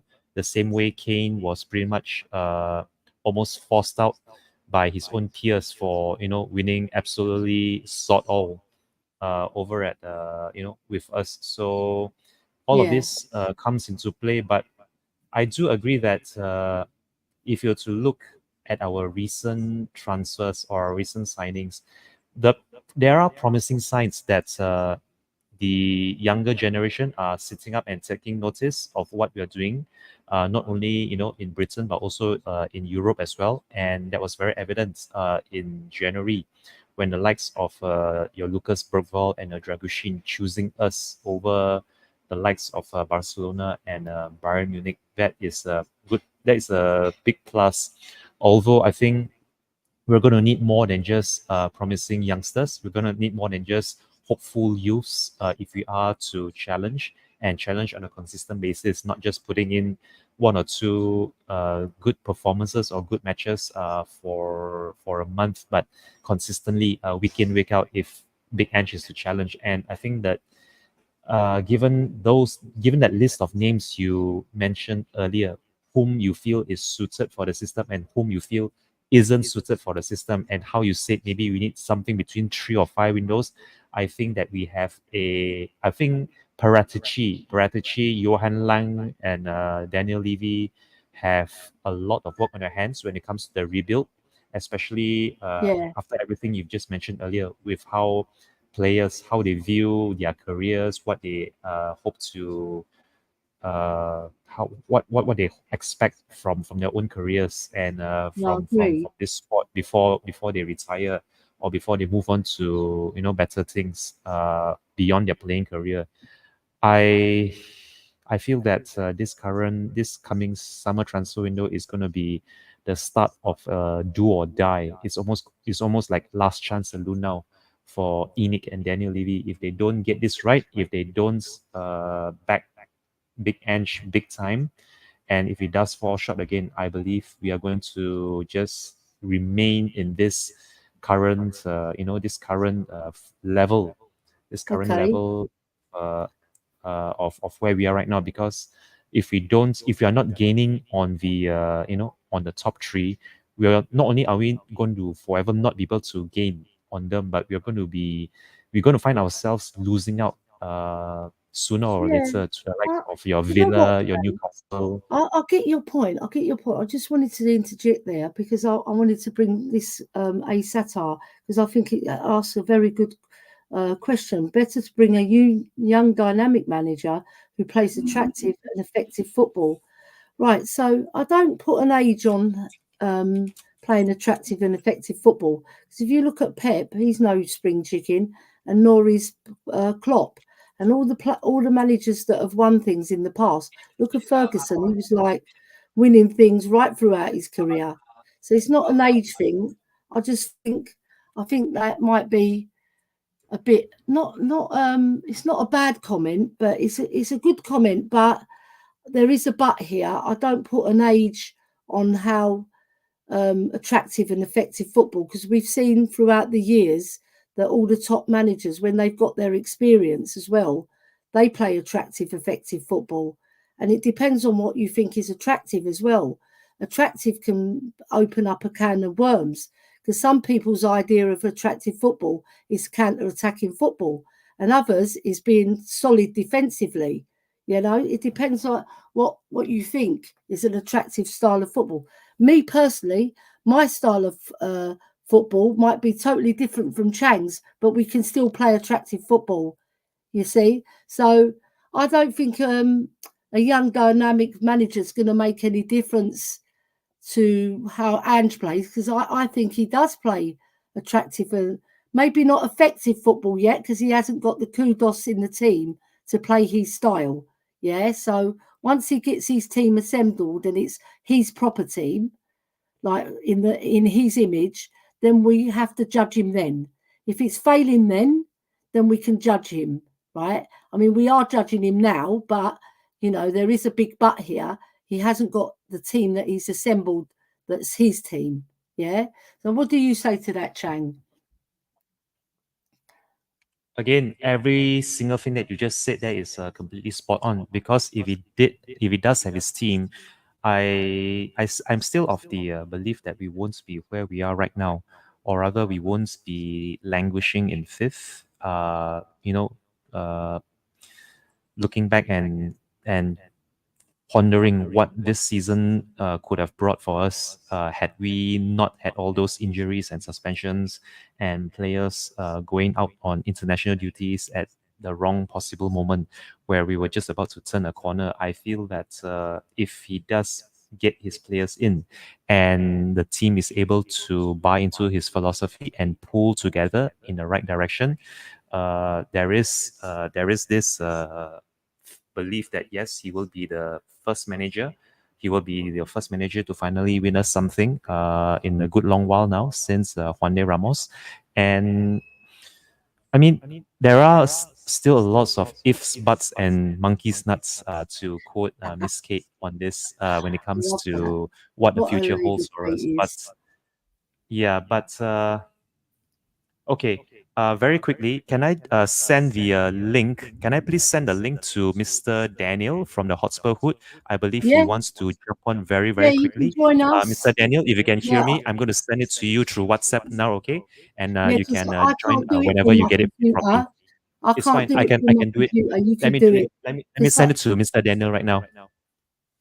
I'm not allowed to put my WhatsApp group on my daughter's computer. That's why. So I just putting that out there because it's her computer that I'm using, her laptop, I should say, and it's all security um, filed up, so I can't.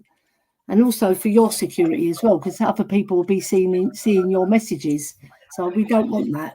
So what I'll do, I can do it on my phone, but not on the computer. Yeah.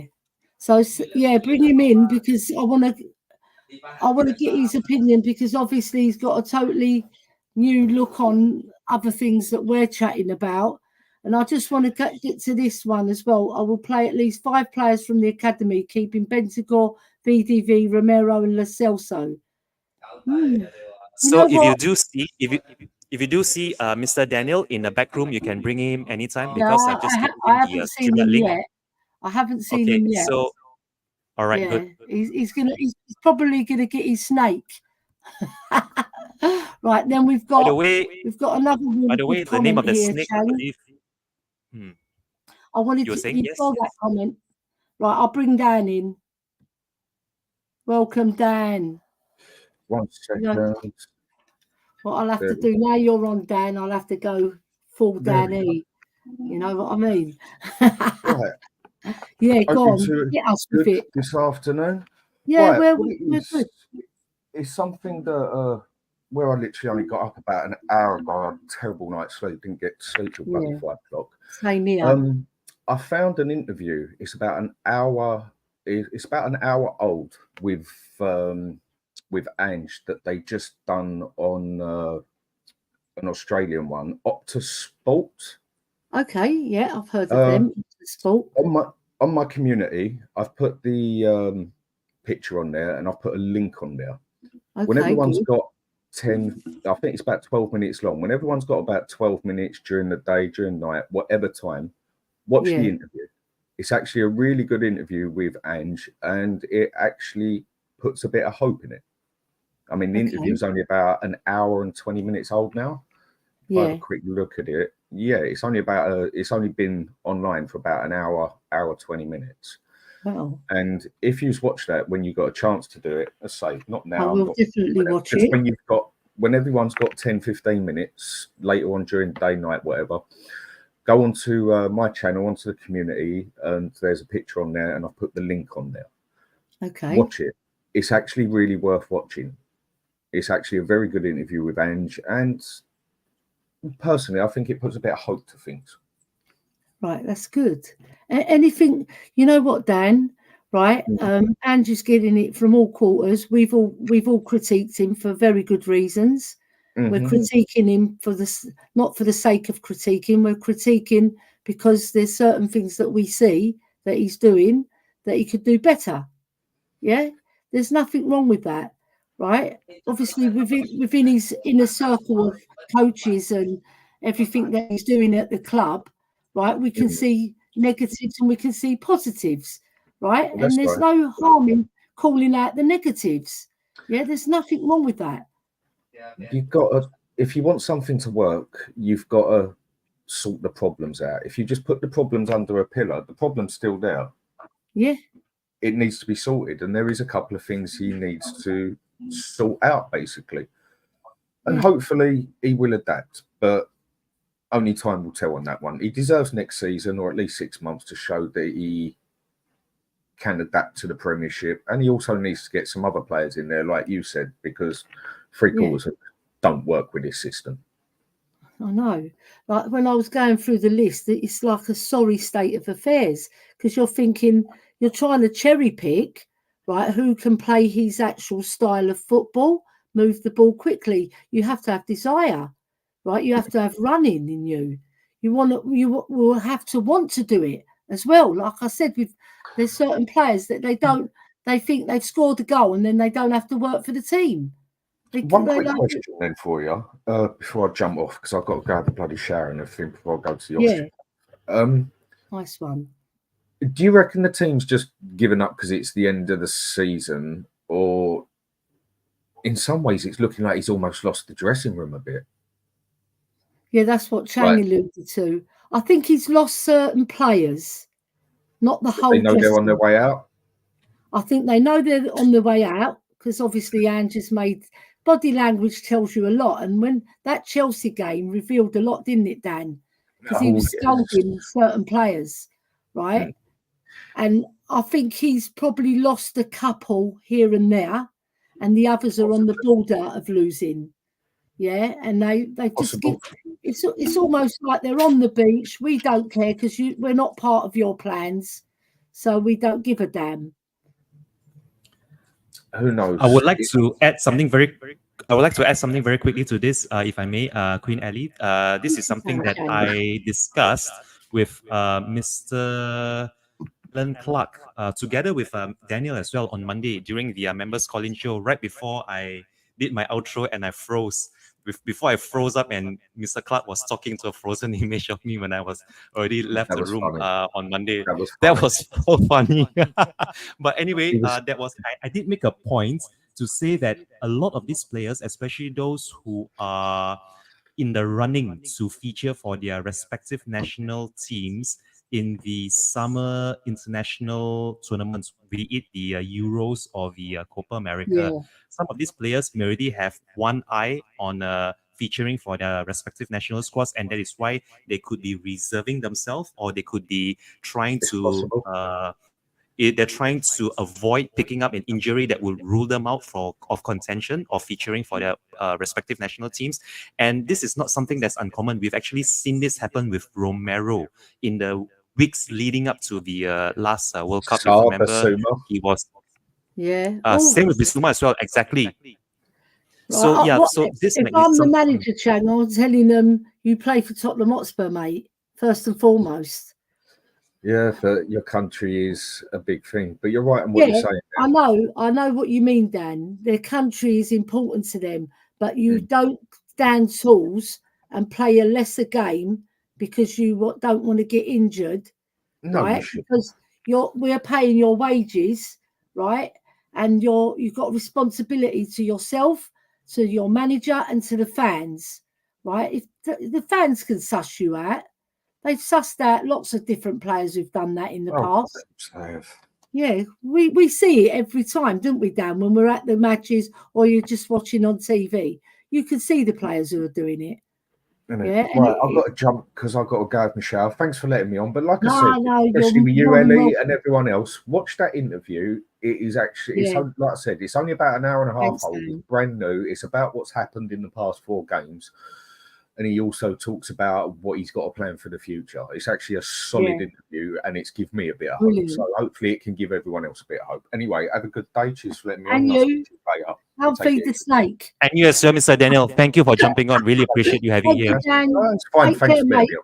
Take care. Good luck at the osteopath. All right. Thank you. All right, darling. Take care. Right. So we're gonna give a few more readouts. Right. So if you could read that one out from Daniel E.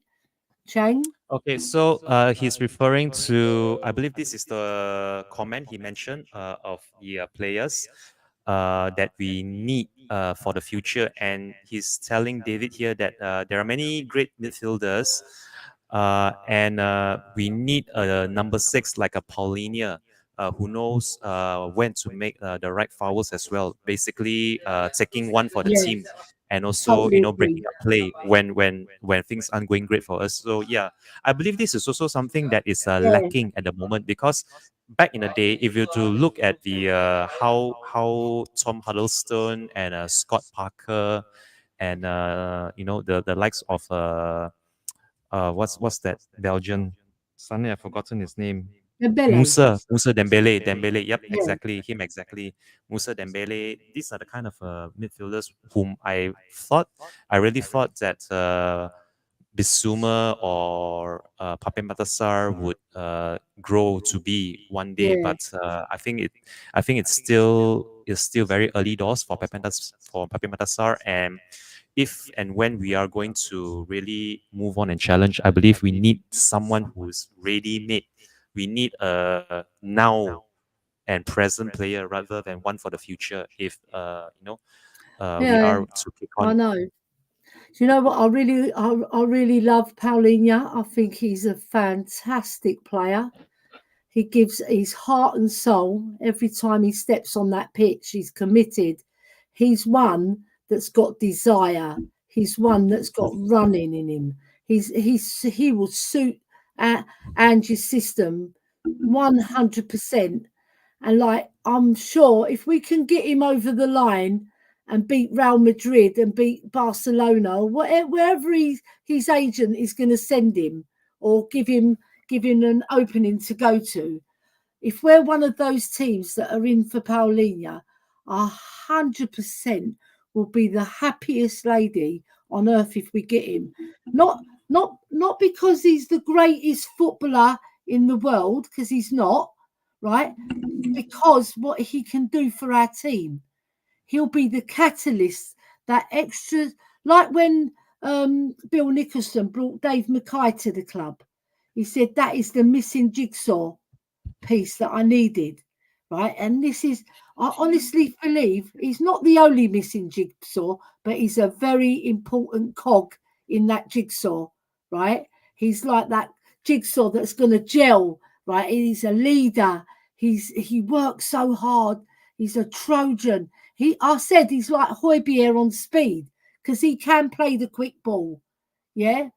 Where Højbjerg's lacking, he hasn't got that lacking. Right, he can score goals. He can create goals. He's a bit like a poor man's Rodri, but if I can take a poor man's Rodri, I'm taking him. You know, because he's the nearest thing we can have to Rodri than any other player in the Premiership. I can't think of another player who would fit this system ideally like Paulinho. There might be players abroad that I've not seen, that they haven't come to light, but I do watch a lot of scouting reports, and I haven't seen one player that matches up with what he can give our team. You know, it's not what that he's the best player out of all the midfielders that we can go for, but he's got that certain, I always say je ne sais quoi, yeah, like he can give you that je ne sais quoi to make you more of a complete side. So yeah. Anyway, we're coming to nearer the end of the show. So what I'm going to do, right, is just flick through these very quickly because we've got a lot of people that have joined our chat as well. Let me get some new people as well. Right, Daniel, Wayne Bonner. Right, there's so many. Dirty Sanchez, here we go. Dirty Sanchez, welcome to our chat. With a few signings, Andrew will surely do better next season. Well, it bodes well, because he'll have the type of players that he knows, like he'll check their mentality, he'll check their character before we sign them. You know, he won't just say, I want this player, and he hasn't done his homework on that player. You know, he's spoken to his previous manager, he's spoken to the agent, he's spoken to the player himself. You know, I think these are all important ingredients before Ange gets them to put their pen to paper and sign that contract. Now we've got Meta Football, Chris joining us. Good morning. Let's see what the toilet door has scribbled on it today. Very funny, very funny. Right. Audio Artisan saying, what are the chances Maddison misses out on the England squad for the Euros? I reckon he gets off this summer. Sorry, I reckon he gets the summer off. I don't know. It depends on...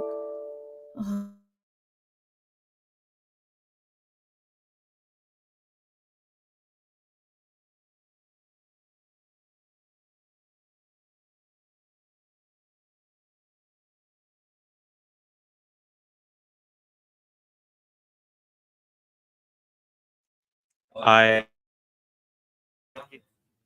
could be wrong, but either one of us could have been disconnected. I hope it's not me.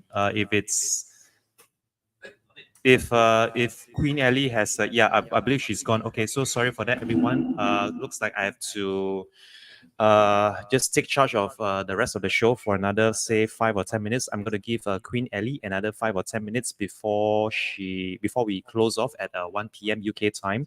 Yeah, I'm still here. I'm still very much here. Yes, I am.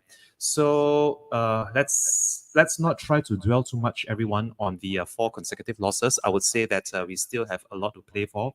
Although with only 3 matches to go, you could say that the most of the team already have one eye on their summer vacation, or they are making their plans for their summer break even before the end of the season. But let's just hope that we do get 5th. Let's just hope for us to break that losing streak. I honestly cannot bear to think that we're going to pick up 5 consecutive league losses for the very first time in the club's history, if I'm reading it correctly. And this coming, I think it's Sunday, isn't it? I think is it on Sunday or Saturday? I'm just going to very quickly check. When are we expected to play Burnley? Here we go. There's the fixtures, and let's see now. So yes, the game against Burnley will be played at. It's going to be at 3. It's going to be a 3 p.m. game on the 11th of May, which would be on a Saturday. So we have a 3 p.m. kickoff against Burnley at the Tottenham Hotspur Stadium. And seeing as how Manchester United lost, very surprisingly, to Crystal Palace by 4-0, we are still very much in the running. We are still very much in the contention to finish fifth, which would be something that a lot of us couldn't have expected us to accomplish, given how most of the journalists and the media and the pundits wrote us off as relegation candidates with the sale of Hurricanes to Bayern Munich, and also Ange Postecoglou, who is a relatively unknown manager in Europe, although he has managed Celtic and played, or rather he's managed in Asia, as well as the Australian national team, but not many would have given him, the benefit that he would be able to do what he did this season. And those three, I would say that the 3 Manager of the Month awards are coming back to haunt him if he is to be seen as, being a failure because of his own success, because of his own, achievements earlier this season. I would still urge the fans to please give Big Ange as much backing and as much patience as you can possibly muster, because if we really do, give him the sack and look to bring in another new manager, I honestly cannot see which other manager out there in the current market is going to want to manage us, seeing as how we are pretty much getting rid of managers every other season. If you look at the duration of Jose Mourinho and Conte and Nuno and now Big Ange, if there is to be a better time, this is the time to back Big Ange. Although I feel that Daniel Levy and Enoch have a big say in this as well. And speaking of backing Big Ange, here is Queen Ellie back to back. Look, I'm watching you on my phone. Right, what happened? My daughter's system was updating and it cut me off, because what they do at their centre, they update the system, so it cut me off. So I do apologise, everybody. It's not my fault. It's my daughter's work's fault. Anyway, you was doing a grand job holding the fort there, Chang, and you went through our last 3 matches, didn't you? Because I got you on my phone, so I knew what you were talking about. So the last 3 matches we got next up. Oh, it's the dreaded game, isn't it? Next up. Oh, you know what, though? I want to mention, before I mention the 3, I want to mention the Spurs ladies are playing on Sunday in the FA Cup final against Manchester United. And I'm going to be there, Chang, cheering on. And I'll be doing a really good vlog for everybody who's interested in the ladies team. And I think a lot of men have come out of the woodwork. A lot of women have come out of the woodwork loving the Spurs ladies team, because we have a very exciting team, especially up front, because we've got Naz, Beth England and Martha Thomas. I hope that Robert Villaharm plays Thomas and England together, because they can play together, right? Because they complement one another. And then Naz just behind them as a number 10, picking up the ball and doing her little bits of magic here and there, because she's a very clever player. She picks up really good pockets of space. Gracie Clinton, unfortunately, she's going to be cup-tied, but we've got our new signing, Luana Beulah, holding us at the back. Shalina Sadorski, we don't know whether she'll be fully fit, but she'll probably make the bench. If not, she'll be our regular centre-back, along with Luana Beulah and Amy Turner and Ash Neville in defence. And then in midfield, it might be AM might get a chance, and because she's been very effective this season in big games. Bissett will definitely play, because she's very pretty as well, so that makes up the beauty of the game. My brother sort of fancies her. He's been telling me all week that he fancies her. and he's a married man. I'll adopt him in there. And then we've got Drew Spence, she's got the kudos, the fitness, because she's getting older, it's getting a little bit more, she's running out of steam. But what she can give us in 60 minutes is a very good 60 minutes. And then we've got Zhang, who can come off the bench, who's our new signing. So she's very, very... Japanese players, they're always enthusiastic when they come on the pitch. And she's a very good player as well, very technical. Scored some fantastic goals in training, by the way, everybody. I mean, I've been seeing her pop it left foot, right foot, top corner, bottom corner, top pins, left pins. She's fantastic, right? So we've got her in reserve. And if he does start her instead of Gracie Clinton, she'll be a very good addition. And then up front, I think we should play Naz, Thomas and England, right? And then we've got a player called Ellie Brazil, who was injured for most of the season before with an ACL, and she's recovered and come back. But she's on the fringe of making it big because she's a young player. She's still learning the game. And what better players to learn from than Martha Thomas and Beth England?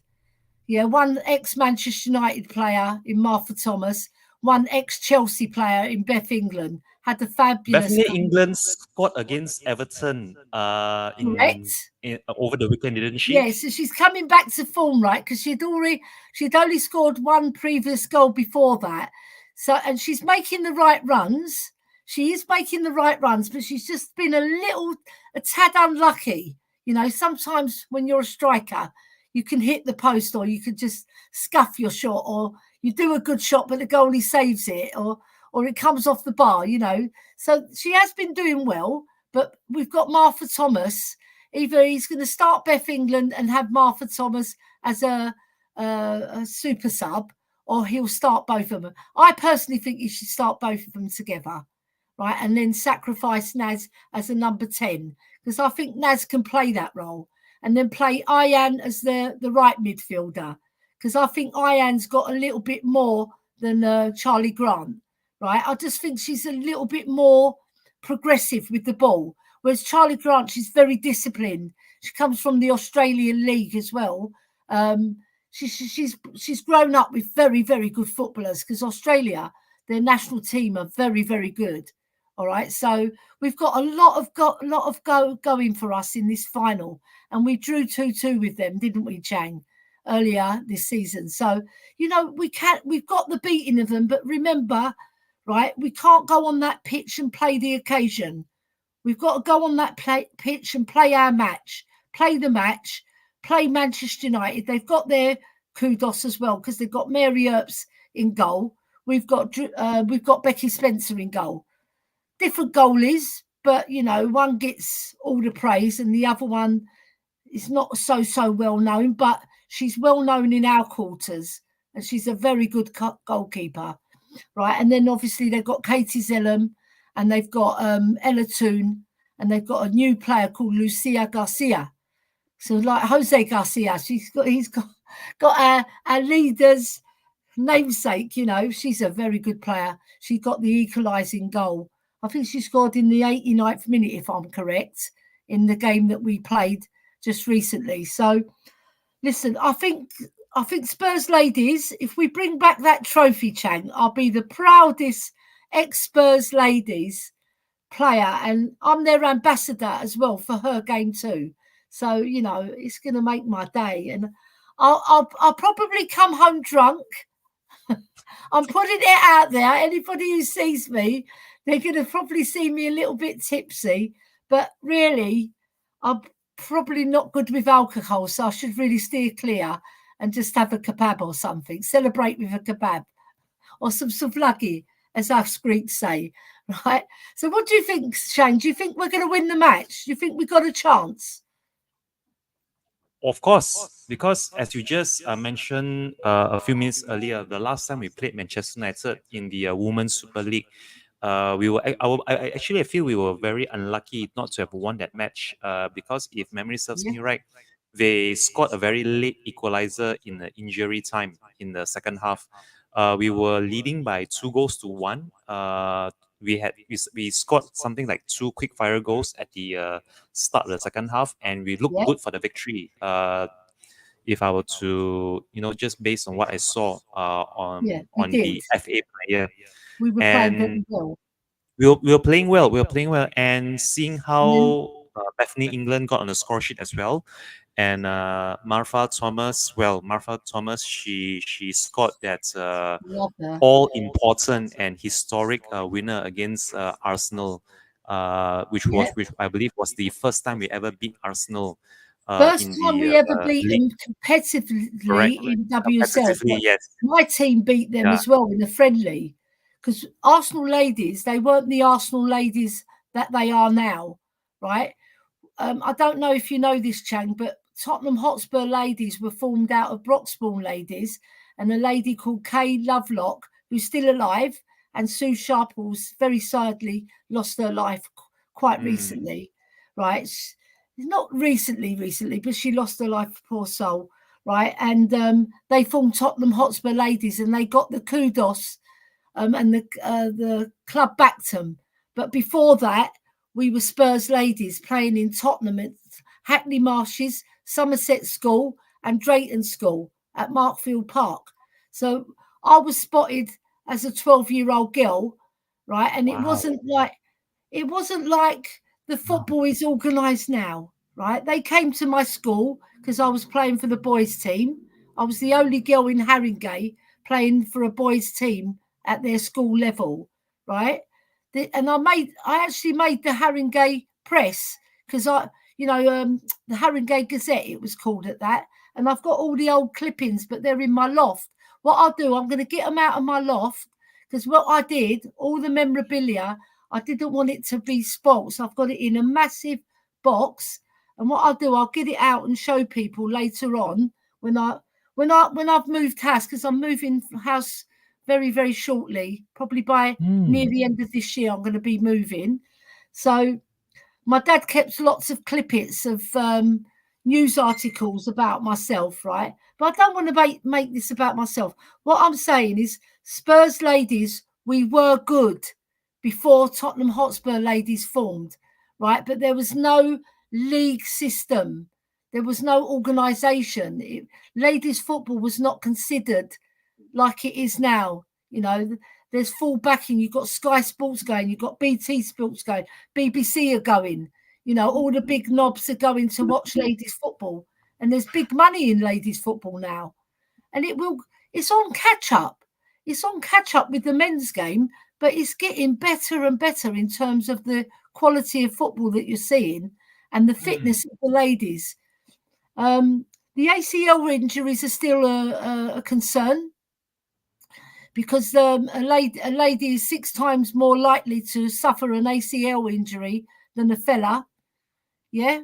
Well, I'm living proof of that, because I've got a massive scar on my knee where I had an ACL operation early doors in my career, right?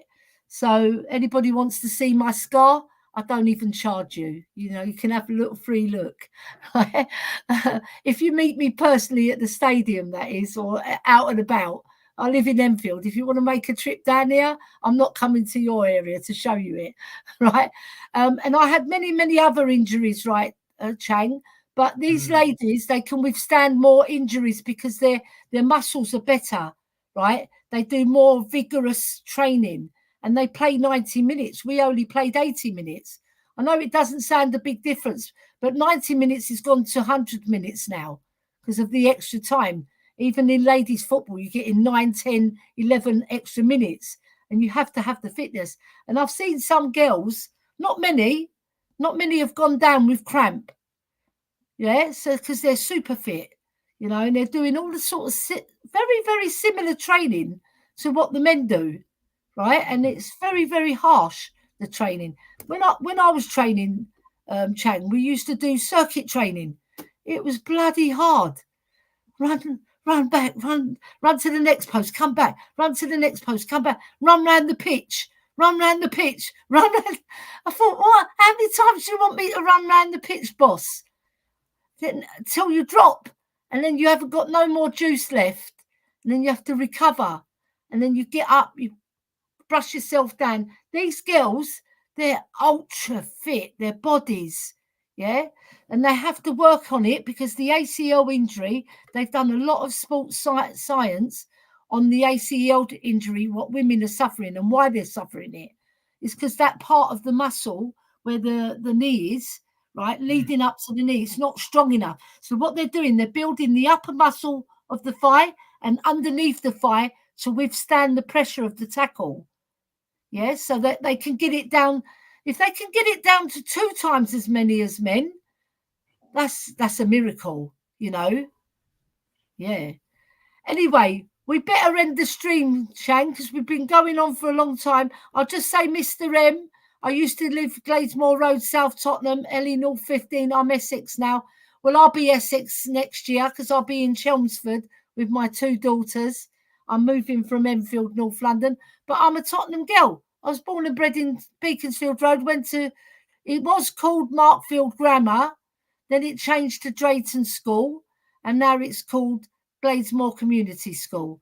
And that my school, I'm very proud of them, Chang, because they actually appeared as singers on the opening ceremony of the Tottenham Hotspur Stadium. Yeah, but I'm going to call it White Hart Lane. I'm not calling it that. Same as me as well. That's the feeling's mutual. Yeah, and Mr. M saying down the road from me, Chelmsford, Ellie. Well, my daughters are in Chelmsford, right by the river. So I'm going to try and get a place right by the river because, you know, Chang, you know, when you look out and you see a river and there's greenery, it's so beautiful, you know, serene. And it makes you calmer, I think, because I've noticed my daughters are very calm. When they were living here, it was like mayhem, honestly. We've got no river, but we've got trees because I've got a park at the back of my home, right? But it's not Chelmsford. Chelmsford's a lot nicer than where I live, right? So is there any last words you'd like to say or anyone you want to big up, any channels you want to mention? Obviously, the ones you're on as well. Okay, I'm just going to mention my next appearance, or rather, the next time I'm going to be on YouTube. I believe we are due to be on together again on Friday over at Just a Girl Who Loves First with Miss Kate and Mr. Jimbo. And I think it's going to be at noon. I could be wrong. It could be at 11 a.m. in the morning or it could be 12 noon. I will check with Miss Kate. But yeah, Friday we are due back together on Just a Girl Who Loves First. And then come Saturday, come match day against Burnley, I will be doing a watch along. Hopefully, if Mr. Stevens and Senor Garcia are free to do so, I would be looking forward to. I'll be looking forward to very much to doing a live watch along on El Tel Cockerel and Talk and Ball for the 3 p.m. Saturday kickoff against Burnley.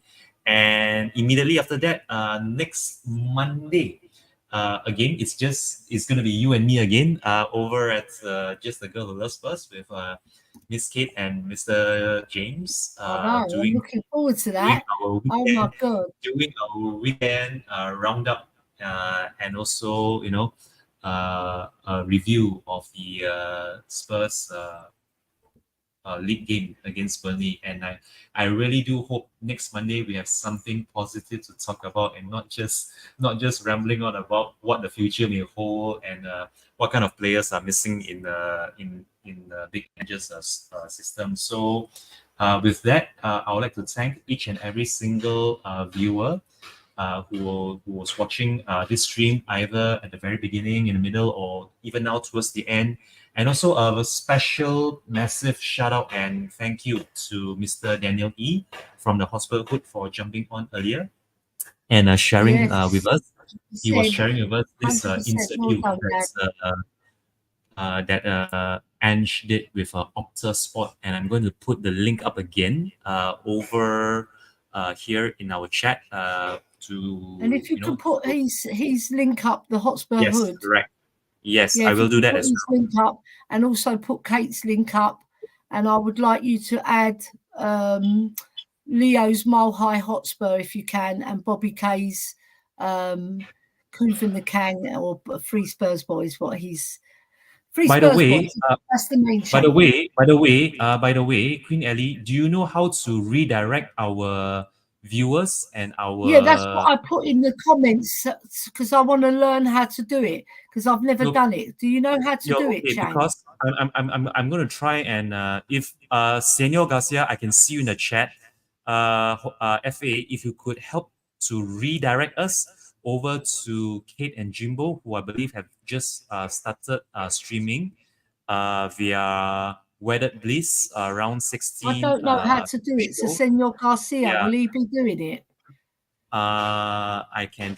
He is in the chat. He's in the chat, and if he's listening to us, Yeah, maybe if he you're can listening, help us to how do we redirect do over it? And to. I'll do it. Yeah, but in the meantime, I'm just going to put this here. I am going to share this interview by Big Ange overall on Opta Spot by posting this. There we go. There it is. So everybody, if you are still here in the chat, this one here is the link. Okay, it's fine. It's fine. Senor Garcia, I will just put the link then. I'm just going to put the link right now If he doesn't do it, we're going to play this. Dealers, instead. not been much wheeling and No, dealing here. no, I'm not a wheeler and dealing. No, fuck off. I'm going to put the I'm just going to put the link now. I don't know So you here's like the that. link for Kate's show that is going on right now. Both her and Jimbo. lovely husband, Mr. James Yeah. Boxell, they are doing Wedded Bliss round 16 right now. So if there's Who's anyone going to watching, transfer our viewers over to Kate?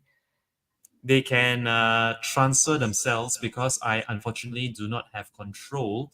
I do not have administrative privileges. Yeah, but how to- do I do it? How do I do Okay. it? I believe there should be I believe under the settings, when you end the show, you could redirect me. Oh, okay. Hang on. Okay. Because I want to redirect our viewers over to Kate. Senor Garcia is asking you to call him now. Okay, I don't know why. him. Yeah, you could I'll give him a call him. call while I try. You could give him a call while you're on mute while I try to I'll wrap mute, up the I'll show. mute myself. I'll mute myself. Okay. Hold- So, for anyone else who's still watching, the next time I'm expected to appear here on Talk and Ball and also El Tel Cockerel would be the live watch along for the Burnley Home League game. That's going to be on Saturday. It's going to be taking place, I think, at 3 p.m. in the afternoon. So that's when I'm going to be on next. Hopefully, Senor Garcia will be on with me as well. And I'm pretty sure Mr. Colin, who you'll see to my left, that's his thumbnail right there. He'll be hosting and conducting the watch along. And let's just hope that the team really does turn it around for the final. I believe this is the final home league game of the season. Oh no, it's not the final. It's the second last home league game because we still have Manchester City to come as well. So let's just get behind the team. Let's just bring some atmosphere, some cheer, some joy to the Tottenham Hotspur Stadium because it's been a very, very tough last 4 consecutive league losses for us. But I know this has been said far too often, but let's just give Big Ange all the support that we can muster and hope for better things to come for us from next season and beyond. Back to you now, Queen Ellie. I've had a chat with Jose, and he said we can't redirect because he's not at home, and it has to be done from YouTube studio. So I urge everybody who's with us now to go over to Kate to Just a Girl Who Loves Spurs and watch her Wedded Bliss show because it's absolutely fabulous. Okay, everybody. But thank you very much, everybody, for joining us. We really appreciate your support. You've been fantastic in the chat. Absolutely brilliant. Sorry we couldn't get to everybody. We try our best every single show to do our best, but we're going to see you out with the James Maddison song. So everybody, look forward to the Man City game and look forward to Arsenal not winning the league. Come on, you Spurs. Come on, you Spurs. Come on, you Spurs. Here we go. Can I get that in? Yes, there's the cockerel with Steve Perriman's name on it. Come on, you Spurs, he wrote. That's it. Bye-bye for now. Ciao. Ciao, Chang. Ciao, the chat. Bye bye.